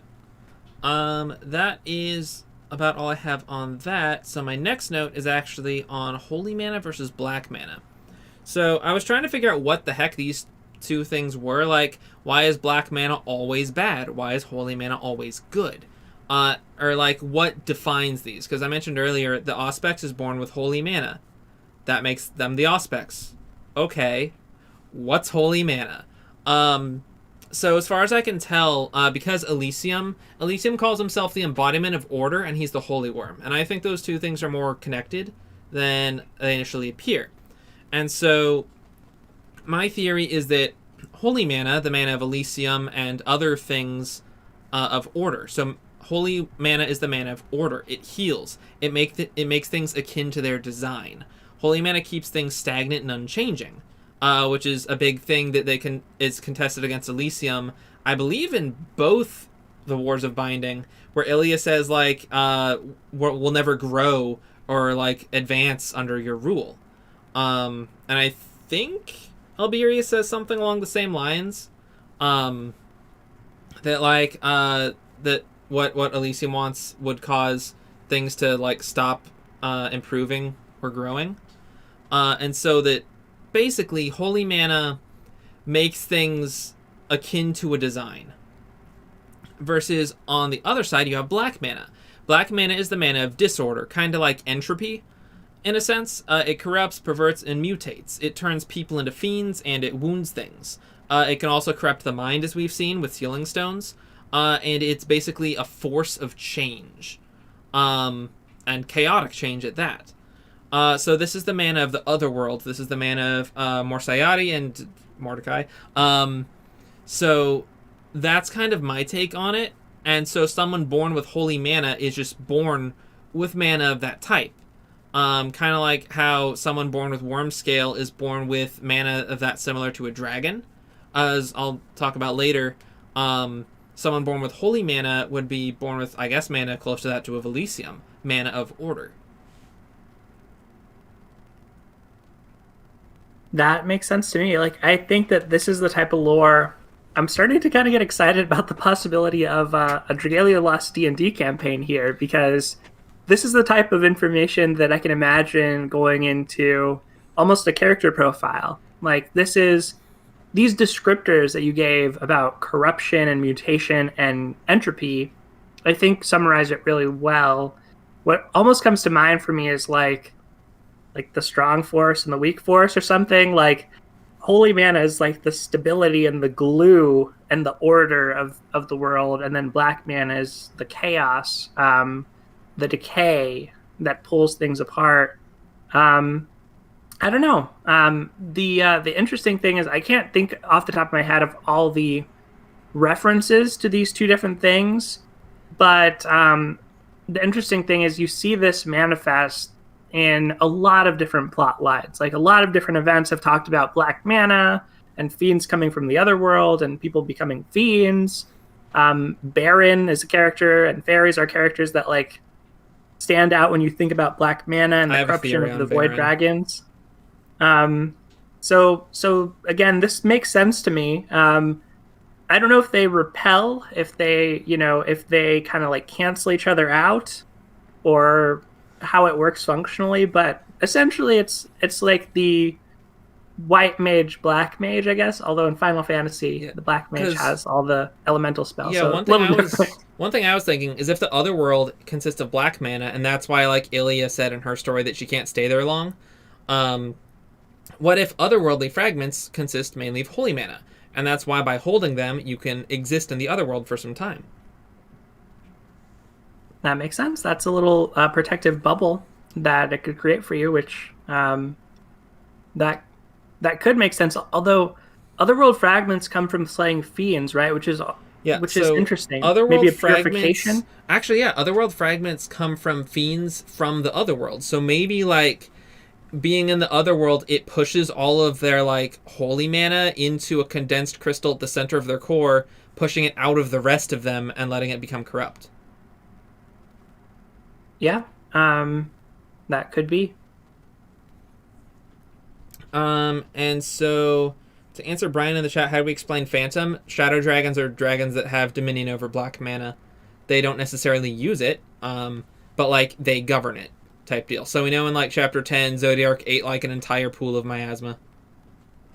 Although, there is an interesting comment here: shadow mana not being the same as black mana. Do you think that? I can't remember the exact terminology, but do you think there is space that like I think it's possible. Yeah. you deal with the dark elements of the world, like bogs and miasma and witch's brews, but like you're not evil, so it's not black mana. Like that seems like it could be a thing. But like going back to chapter 10, we know that the miasma they were dealing with was like black mana type stuff. They couldn't touch it or they would like get black mana infected stuff. But then Zodiark just eats it up. Actually, it's kind of interesting that Alberius is shadow attuned. Come to think of it. Oh no, attunement just has to do with what clothing they're wearing.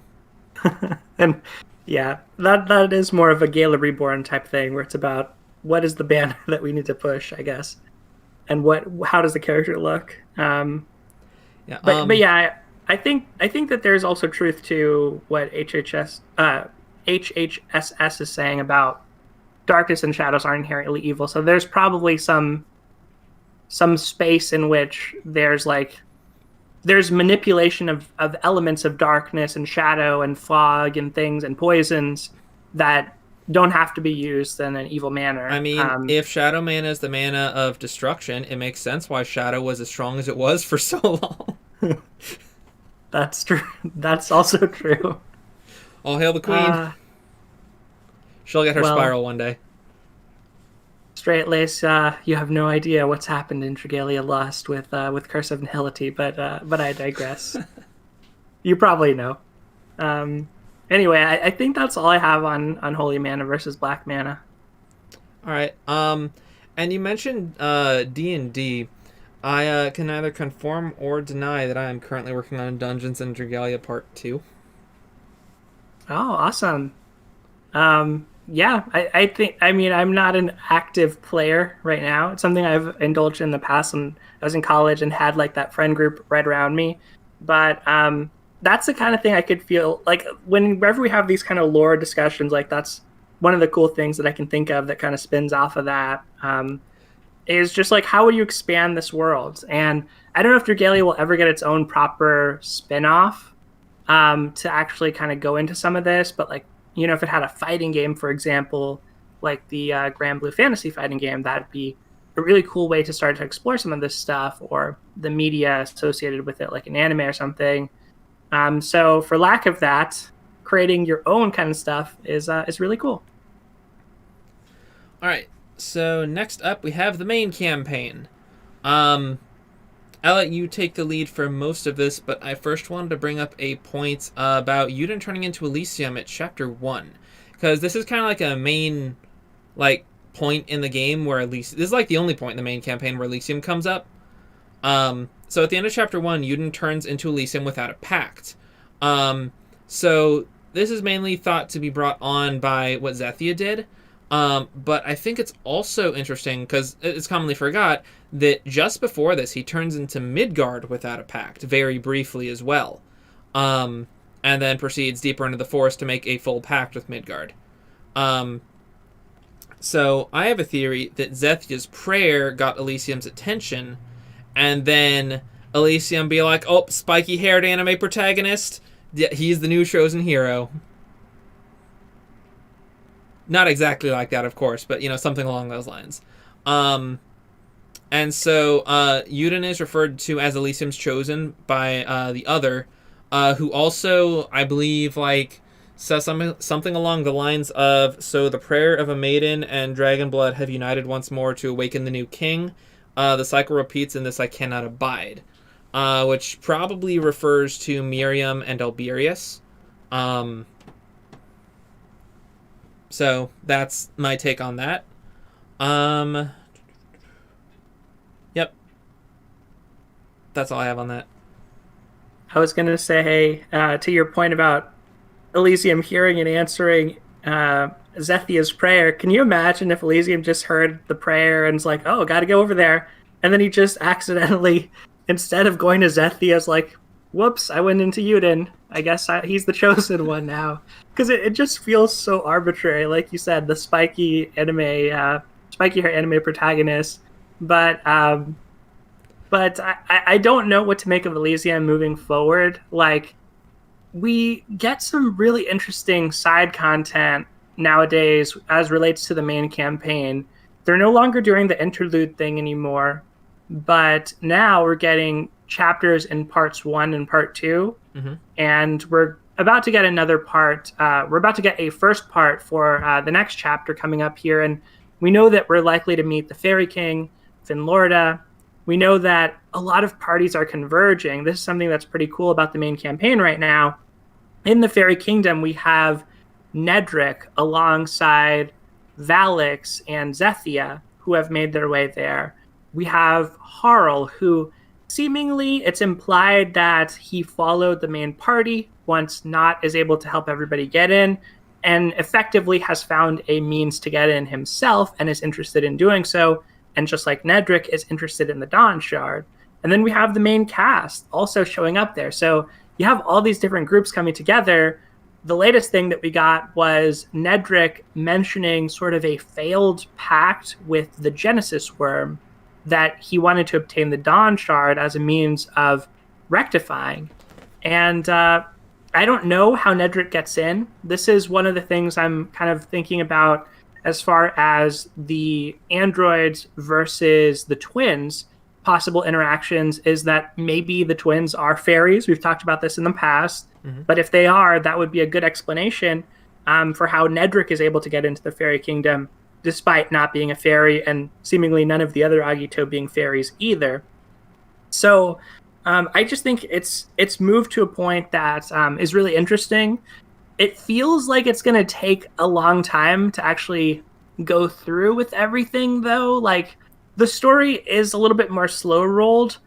I'm excited that it's going to stay in the same place for a while. From the Dragalia Digest, it seems like we're going to be in the Fairy Kingdom for several chapters, trying to resolve everything, and I would expect this next chapter is mostly just going to be a way of getting Gala Reborn Agni in there. But right now, the Bahamut mystery with Nedric is, to me, one of the biggest mysteries, followed by Yuden's origin, I would say. So that's kind of where the main campaign is. And thinking about what's going on the side that could be relevant, we also know that Ilya and Mordecai are afoot in present-day Grastea from Gala Leonidas' story. Yep. And I believe they were headed north as well. Yep. And you've read Gala Leonidas' story, right? Yep. So what do you make of their role to play in all of this? We know that at the end of the trailer they showed in the Dragalia Digest, Zethia says something along the lines of why are you here, or how are you here, or something. And there's only a few characters she would be saying this to. She wouldn't be saying it to anyone from the main cast, because of course they would be there. She wouldn't be saying this to anyone with the Agito, because she's been with them. So I believe, one of the number one theories is that she's saying this to Ilya, because she doesn't understand how Ilya has suddenly made it into her time. So I do expect Ilya and Mordecai to show up at some point. As to how Nedric got into the Fairy Kingdom, he did mention that he'd been there before and had been a long time. Because, Aurelius made a deal with Finlorda. and probably swapped Nedrick for Uden. So Nedrick probably has some ties to the Fairy Kingdom, so I don't see him needing the help of the Agito to get in, per se. But at the same time, I do like the idea that the twins are fairies that broke their wings, because their whole thing is freedom, and the wings could be a sign of ties to the Fairy Kingdom and allegiance to it, so they would break their wings and be free of that. Yeah. So I like that theory as well.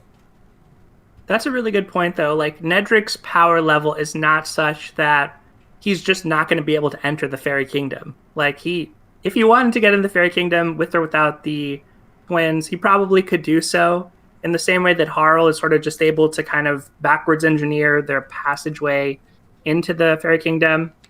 Right now we have some other mysterious characters in the main story too, where they're starting to kind of branch out some of the named characters. So like there's a girl named Sheila, who's the daughter of Gatov, that doesn't really talk a lot but knows the way to the Fairy Kingdom, has some past trauma involving Gatov's wife. We also have, I think her name is Orga, who is the Pope of the Northern Grastian Church. Isn't she also called an Auspex? And I think she's also called an Auspex, but I want to say they actually give her the Pope title as well. Yep. And her henchman, I can't remember his name, but he's working with Harl, but also just seems to want the Dawn Shard for his own personal and sort of short-sighted gains of advancement in the church. Yep. Compared to Harl.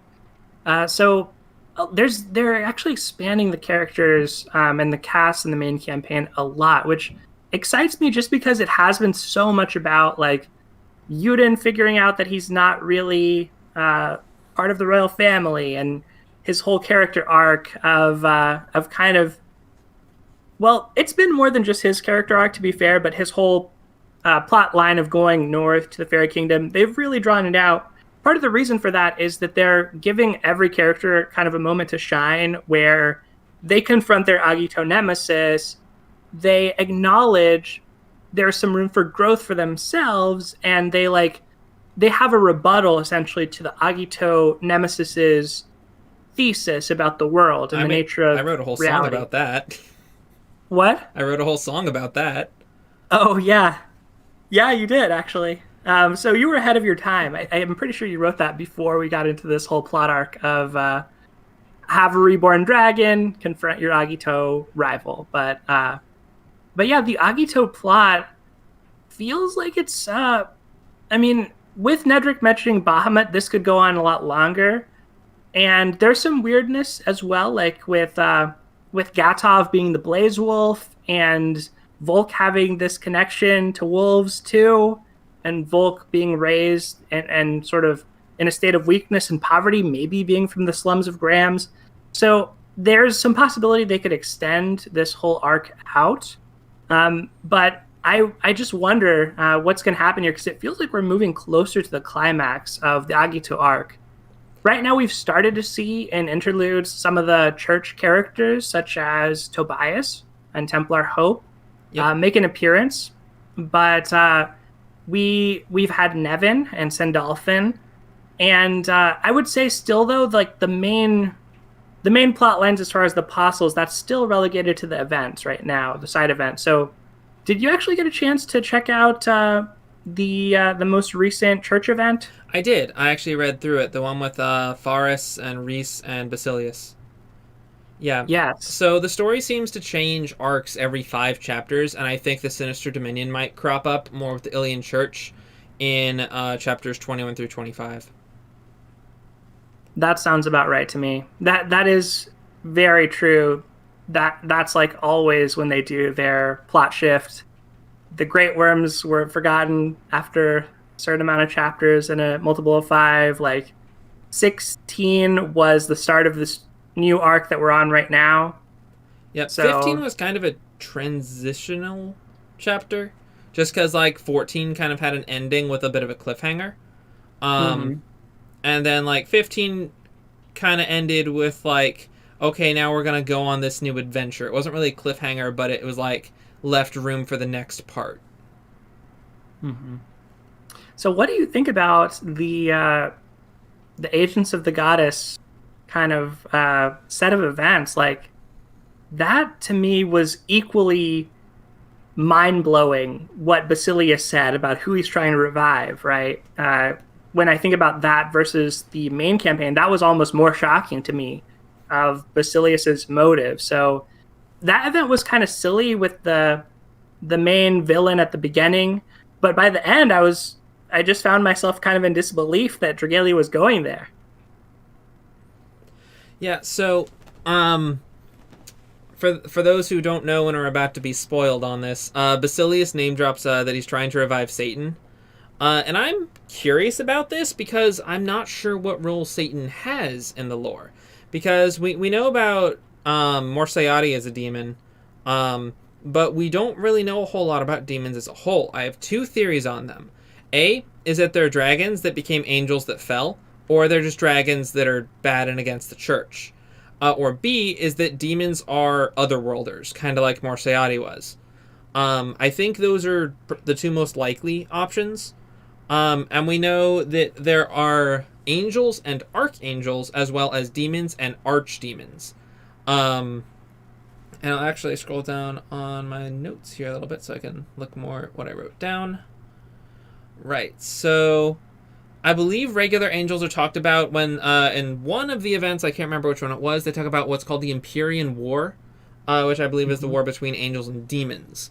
And the 5 archdemons were sealed inside mimicries of the 5 archangels and sent to live in another reality, I think the other world maybe, for all eternity.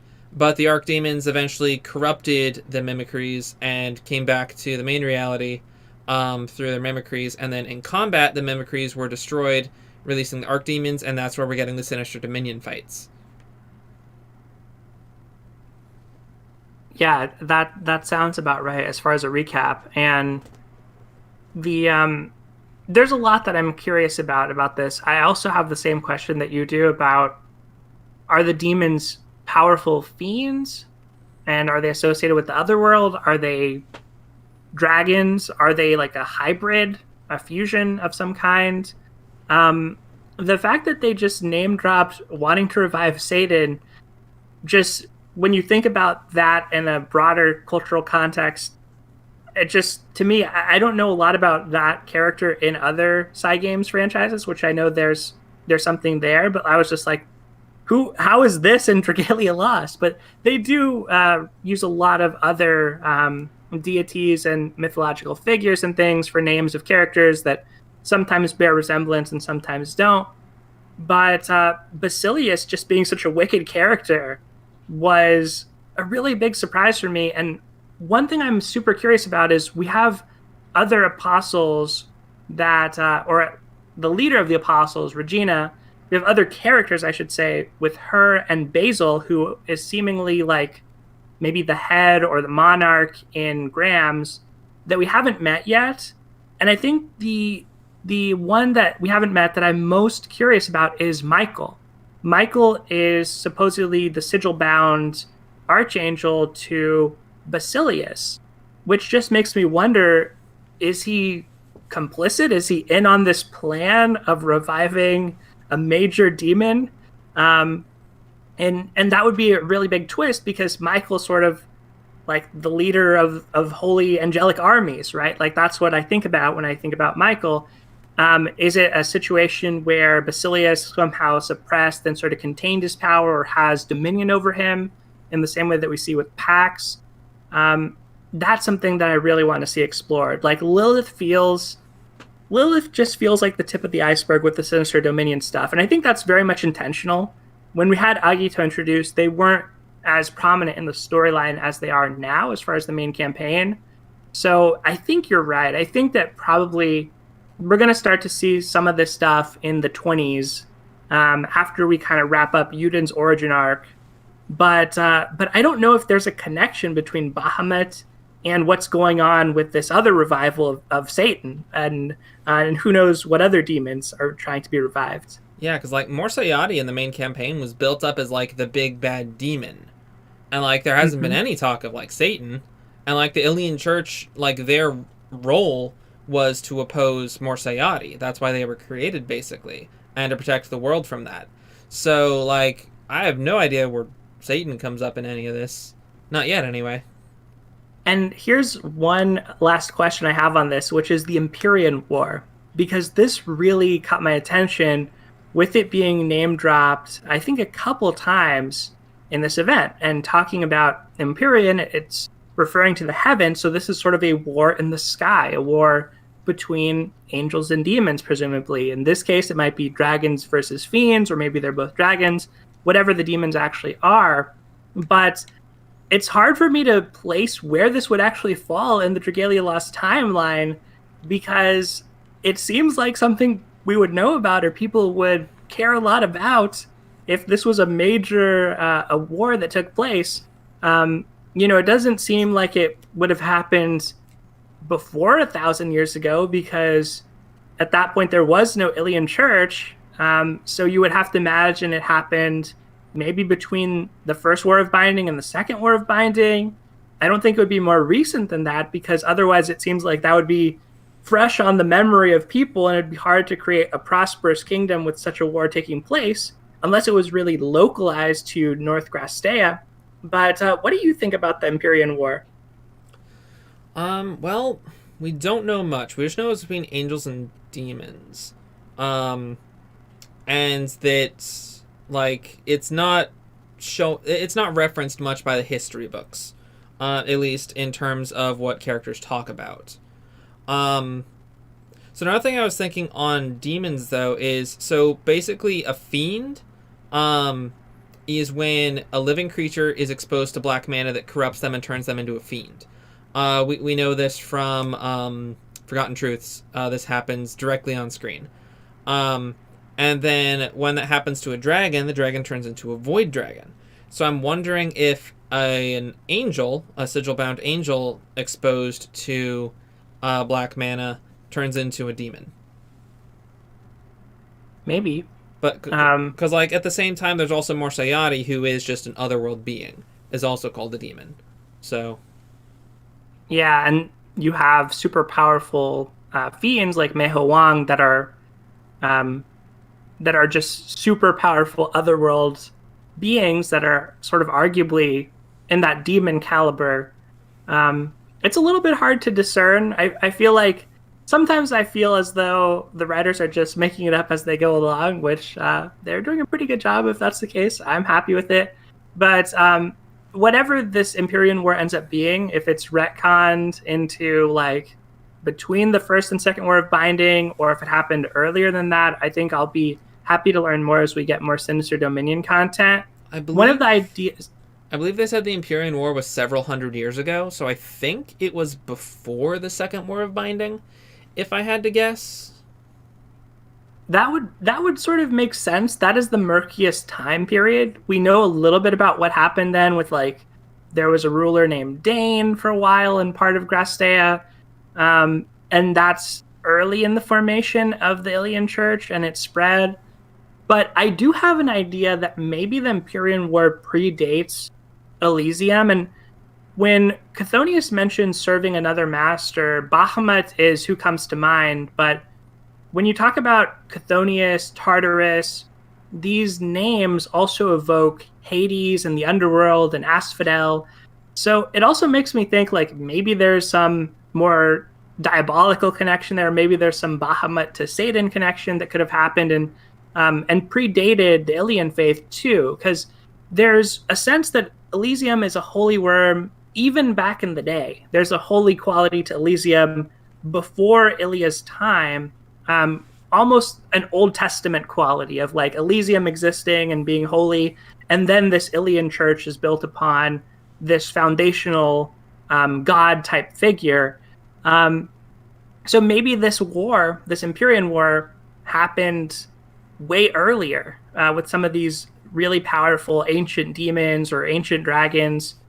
I think that would be kind of sweet, because we know a lot now about the first and second War of Binding, and so to get this other whole thing that we didn't know about from the beginning of Dragalia Lost, I think it'd just be cool to get that fleshed out a little bit more. Yeah, we do know that there was some sort of religion before the Ilian Church, because Ilia talks about praying to Elysium as a child. Yeah, exactly. So it almost feels like, as I say, the comparison I think of is as sort of an Old Testament, New Testament almost, of like Elysium being much more wrathful in a way, and then Mine creating kind of a merciful interpretation of prayer to both Elysium and Ilia. But yeah, maybe in ancient times, if you have an Empyrean war happening, there is a need of a wrathful and powerful divine entity. Like that could very well, I could see that happening like way back before some of the technology was developed in Dragalia Lost past. So no idea on that, but I think that's more for the future. And as you said, when we're talking about Cleo and Tartarus, like we're eventually going to get more on the Sinister Dominion for Quick sure. question. You mentioned the name Dane. Where did you get that name from? So Dane, I think, is mentioned in some of Jupiter's stories and on some of the Wormprint descriptions. Okay, because Dane, I actually have in my notes under organizations the Dane dynasty was listed as fallen and was mentioned in Midgardsormr's original story. yeah, so I know it comes up a lot. You may be able to just look for Dane in the wiki. Um, but Dane, I think, is an empire that, or an emperor that was able to unite a small amount of land in South Grestea, but not the entirety of Alberia right now, or back then. What is Alberia now? And I want to say there's some story about like hubris, like it's kind of like a one of these fable type stories in the dragon stories with the moral. So yeah, so many years had passed since the fall of the Dane dynasty. So I think this is between the first and second War of Binding. Well, yeah, And like the Dane dynasty, this says their culture eroded by the flow of time, so this is probably predates the first war. the thing is, I think that it's we know Midgard Sormer Zero was reincarnated into Midgard Sormer, so I think Dane has to happen after Zero was reincarnated. Um, I remember having to look at this up at one point, but I think Midgard Sormer would have been around for the Dane dynasty, and he was reincarnated according to the epilogue several hundred years, or according to a mid-Zero story, several hundred years after he died. So I Yeah. think there's a gap there. I agree. Based on how this is structured, I think that Midgard knows of the Dane dynasty, but others don't, because it says their culture read about flow of time. The elders spoke only of legends, for it was all they knew.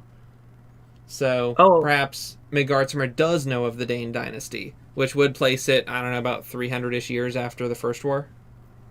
and Terraform wrote that in the comments or the chat that Dane has his own page on the wiki. Ooh. So that could be a cool thing to pull up. Another of these mysterious characters that are just like in the Wormprints. I'm sure there are a lot of other characters in the Wormprints. Some of them in the artwork even Oh, it's that we don't know about. Dane. It's the prince that met Jupiter. I forgot about that. Okay, so I wasn't off on the Jupiter thing. I was trying to remember. I thought it was Jupiter, but I didn't remember that he was in Midgard's Sormer story too. Okay, yeah, he's definitely somewhere between the two wars then. Yeah, he's on some weapon descriptions. Oh, Dragalia. With the weapon descriptions, the worm prints, the dragon stories, adventure stories, castle stories. I mean, it's in the finer details. You really got to look for the lore. Yeah. But after that, we are getting close to 2 hours here, so I just have like a quick rundown of some other stuff. There are a few theories I want to touch on before we wrap up. So let me see if I can pull out the big stuff from here. Let's see.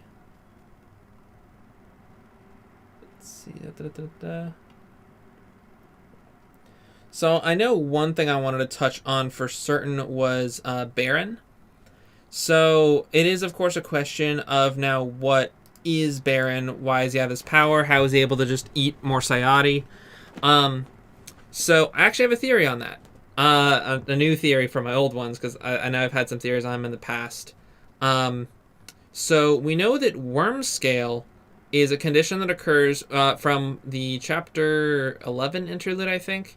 Fares talks about how worm scale in one of the books he reads is when a human with dragon blood is born with mana nearly identical to that of a dragon and begins to turn into a dragon. So what if it's possible that Baron was born with mana similar to that of a demon? And we know that the royal family has demon within them because Alberius sealed the other inside them. So it's very possible that just as a child born with dragon blood might get worm scale, a child born with demon inside them might be born similar to a demon. Hence, this would be a very bad thing, and Aurelius sealed Baron away. In one of the Dawn of Dragalia side stories, or maybe even the main story, it's either Adventures or in the main one, but weren't there some warnings given to Alberius about if he goes through with this, his descendants are going to be at risk for perpetuity, and he decided to go through with it anyway? I can't remember if that does exist. It would be in Alberius' story, because that's the one about learning the blood casket. Yeah, I think that by using that technique, he seals Morsayati within his own bloodline, and so that could actually make a lot of sense. That Baron is the one in a million that actually had that exact trait that Alberius was warned about, and I think Midgard Storm or somebody might have even tried to talk him out of going through with that. But yeah, maybe Baron has that exact property, kind of like worm scale, but demon scale or something. Yep. That is the long and short of that theory. That's all I have on that. And it's the only thing I can think of how Baron might be more powerful than Morsayati is because he himself is becoming a demon. So that's that. And then he's had all that time in stasis or however he was locked up to like develop like that. So I don't know. Maybe it's not killing him like Wormscale is killing Fares. Or maybe it's diminishing his physical form. We don't know. That could be an interesting explanation. It's been a while since the Baron blowout chapter and chapters, but like maybe he was locked away because they found that he had this demon property to him, and we're like, we can't let that happen. He's going to manifest the powers of the other eventually because it's in his bloodline, and he was born with that. And, maybe when that happened in the past, children weren't kept alive or whatever the case may have been, but he was. So in some sense, if he has the bloodline of Alberius, and that includes the risk of Morsayati being manifest in that person, like maybe Morsayati was going to originate from him, and him absorbing the Morsayati in the storyline is actually kind of just part of his own progression as far as him becoming a demon. I don't know. Yep. Another thing I wanted to touch on was, once again, Fablest Tobias. So, because of course that relates to Mine. We know Mine is in the background of his art. So my personal theory on where they're going to go with that is, so his whole character arc is he's a perditionist, but he only is so because he believes that to be the truth of the matter. So between him and Elasan, they both seem like characters that believe what they do because they find it to be the truth and they have evidence supporting it. So with that, I feel like Tobias is going to dig even deeper into the church, as we've seen with him, like, in the interlude chapter, like finding out that the church has its corruption. So he's going to be looking into it, and I think he's going to stumble upon like something about the early church and actually find evidence of Mine. And what I think is going to happen is he's going to find something along the lines of Mine's last will and testament that's going to give him like a task or quest to complete on her behalf in the modern day. That could be really interesting. I hope it's something kind of like the Pact Stone that we got in the Dawn of Dragalia event, so that we at least get a little bit of a flashback or a readout, if it is the last will and testament type thing of Mine, just so we can kind of see her again and see how she figures in. I think that sounds cool. Like, Tobias is one of those characters who's risen in prominence a lot. I would say even more than Nevin and some of the apostles right now. He's gotten a good amount of screen time, and he's a pretty popular character. So, what if in that sense, I'm not surprised the you had original Dragalia? Sorry, what did you say? What if in his adventurer story he recovers the original Dragalia? That would be pretty cool. That'd also be pretty cool. So, I don't really have a solid theory on him.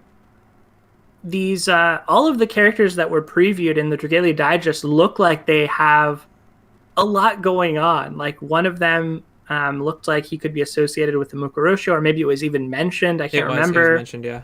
Was it mentioned? Yeah, that he's like an ex-member of the Mukurosho.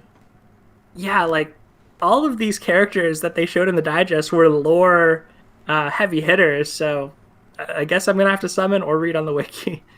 Yeah, I was reading recently, like the New Year's ones that was it? Let me find the name. Tsukuyomi is kind of like the Morsayati to Amaterasu's Elysium type deal. That like Tsukuyomi disagreed with Amaterasu's formation of the shogunate and put together the Mukurosho as kind of rebellion group to overthrow the shogunate. Oh yeah, Tsukuyomi finally got name dropped. Not too far back, actually. Yep, right in the New Year's. And so, wow. Like, we have a few ties to that. So we know that Tsukuyomi runs the Mukurosho, which Seimei is in charge of tracking down and dismantling, is also the cause for Yoshi... What's her name? Yoshitsune? Yoshitsune's immortality. So Yoshitsune is trying to die and is looking for Tsukuyomi to undo the immortality. So, like, there's a lot of pieces independently connecting to Tsukuyomi, which is interesting, and I'm curious to see where they go with that in the future. Which won't be too long. Yeah, and kind of scanning through here, I've seen a couple of posts in the chat about, you know, the Haster, Akasha, Heinwald, Kurin. Akasha calls it the Church of All, I believe. Yeah, the Church of All, the Nyarlathotep plot line, yep. or Ancient One. That's another thing that still we've yet to get more on. I think the Ancient One is probably an Otherworlder. That sounds right to me. There's also, like, to kind of run down a few more of these, the Syndicate, we got a rerun, don't know a lot about that. Humanoid Liberation Agency that came up last month, I guess, at this point, or maybe before, with Ex Machina. And now we know that there's an Arc City floating in the sky. So it feels like there's several different ideas floating here that we could get in the upcoming events. Like, I think that the campaign feels really locked in to where it's going right now. But with the new characters that were previewed in the digest, as well as just some of these ongoing plot threads, there's a lot of other things that Dragalia can do to flesh out the world, which I'm looking forward to. Yeah, I'm definitely curious to see where the story goes with all of this. And it's nice that they, like, add new stuff and add more lore to analyze, but I do kind of want at least some closure on previous stuff, or at least some continuation on it. Because we know with the Echoes of Antiquity, we got Time-Worn Torment as a direct sequel, which didn't give us a whole lot of lore. It gave us a little bit, and it was more on, like, the continuation of the characters, which was nice. But, like, I'd of course like to see more about the Keelan, because they're, like, an isolated but really ancient society. Because, like, they seem like as kind of cut off from the rest of the world as Hinamoto is from Gristea. And aren't they from, like, Taiwu? I think. I think so. I think Lynn, you might have mentioned that. Because she was raised by Keelan, right? I think so. And I can't remember exactly Su Fang and Peng Lai's story, but the city of Peng Lai is founded by immigrants from Taiwu. So I think there's a connection there. There's also, I remember some portraits of, like, Qilin elders that were there in the city, but we don't have too many playable characters that are Qilin. Like, we know about Kaiyan, and he's not playable, of course. we don't have too many characters in general, honestly. Like, we have, there's what, 2? Young's, yeah, and Chuan Song, I think. They have a lot of potential just because they, with it being an ancient culture, like they probably have seen a lot of things go down in the world of Dragalia Lost. I mean, we Presumably, also have like 2 rockin' characters, right? Lazary and Gold. Yeah, I think those are the only 2. There's some named characters, like Gald has a really cute granddaughter named Angie, I think. Yeah, that sounds right. That's very adorable. Hopefully she becomes summonable at some point, or they just throw her children into in combat. they could just throw her into the next school event and call it a day, I guess. But yeah, she's really cute. Yeah, I don't know. I think that's pretty much it from you, Straight Lace. Yep. Covers basically all the major stuff. Everything else here is just little notes and kind of an organization about like what we know, like different magic items like Mana Founts, Dragon Vein Spring, which seems like it'd be a Mana Fount. Dragon's Prayers, Mages, Dracoliths, Mana Kilns. We've been over a lot of this stuff in other little discussions. We still don't know what Squishums are. I have a question. Do Squishums drop from anything other than high-level void fights? I don't think so. Curious. I think it's just the void battles, so... Yep. So that is about it for today. Yep. All right. Yeah, we I think we pretty much resolved everything except the mystery of the Squishum, Straight Lace. So I feel like we did a pretty good job. I'll look into it. Okay. Bring me a theory about the reincarnation of Squishums and how mana and prayer work with it. I want to know. It's got to be something related to the void entities, from what we know. So are Squishums the actual otherworlders? I mean, if they don't drop from regular Poseidon, but they do drop from void Poseidon, that's already a huge step in the direction. Yeah, well, there's a new Poseidon fight that you can check out now. So hopefully, I hope that if it suits you, whenever you feel like you drop back into Dragalia Lost. It was definitely great catching up with you and just talking about the game's story today. Yeah, it was nice. Thank you for joining me today. Thank you. I think I better go ahead and head out. Getting a little bit late here. But thank you to everybody in the chat, everybody for stopping by. It was really cool to get to read all your posts along the way. And if this is something that you enjoyed, hopefully we can do this again in the future. Yeah. Yep. I don't really have anything else to add to that. I don't currently have any plans to pick up Dragalia Lost again, but I will continue to follow the lore and its development because I do think it's got some really strong points in its gameplay. It's just a little bit lacking in content, which is understandable as it would take a while to develop stuff like this. But I do like some of the character designs, and I totally agree with your opinions on strength amps. They're really weird. Thank you. I'm glad I'm not alone. I apparently still don't understand how they work. So I'm very perplexed by amps. I'm a dinosaur when it comes to Dragalia. I'm still waiting for energy to be good. All you need to know is they're not buffs. Yes, they're not buffs. That's exactly right. They can't be dispelled, and they give you 3% extra strength, so I guess that's something. But anyway, Straight Lace, I think I'm going to call it a night. So thank you so much for having me. All right, thanks for joining me. Take care. Good night. Bye. Laters. All right, and to everyone in chat, I am also signing off for the night, but I do want to mention one more thing before I go. So, most people probably don't check my community page, which is probably why most people didn't know I stopped playing Dragalia Lost back in January and just stopped making content for it. But I did post this yesterday and wanted to say here that I am thinking about doing a charity live stream. And you can go read more about this on my community tab because I posted all the details there. I was thinking about doing a charity live stream to raise money for charity. The specific charity being Simple Needs Georgia, which is one that I am personally close to. And the reason being that is because it would be easy to handle. But I was thinking that if that stream could raise as much money for charity, that I spent on Dragalia Lost, I might be able to feasibly justify returning to the game. It's not a guarantee, and I'm thinking about doing the live stream regardless, but I was considering it as an option. I still might not. My reasons for leaving the game are a bit more complex than that, so I will be thinking it over. But I do want to do a charity live stream sometime in the future, possibly in the next month. As for the content of the stream,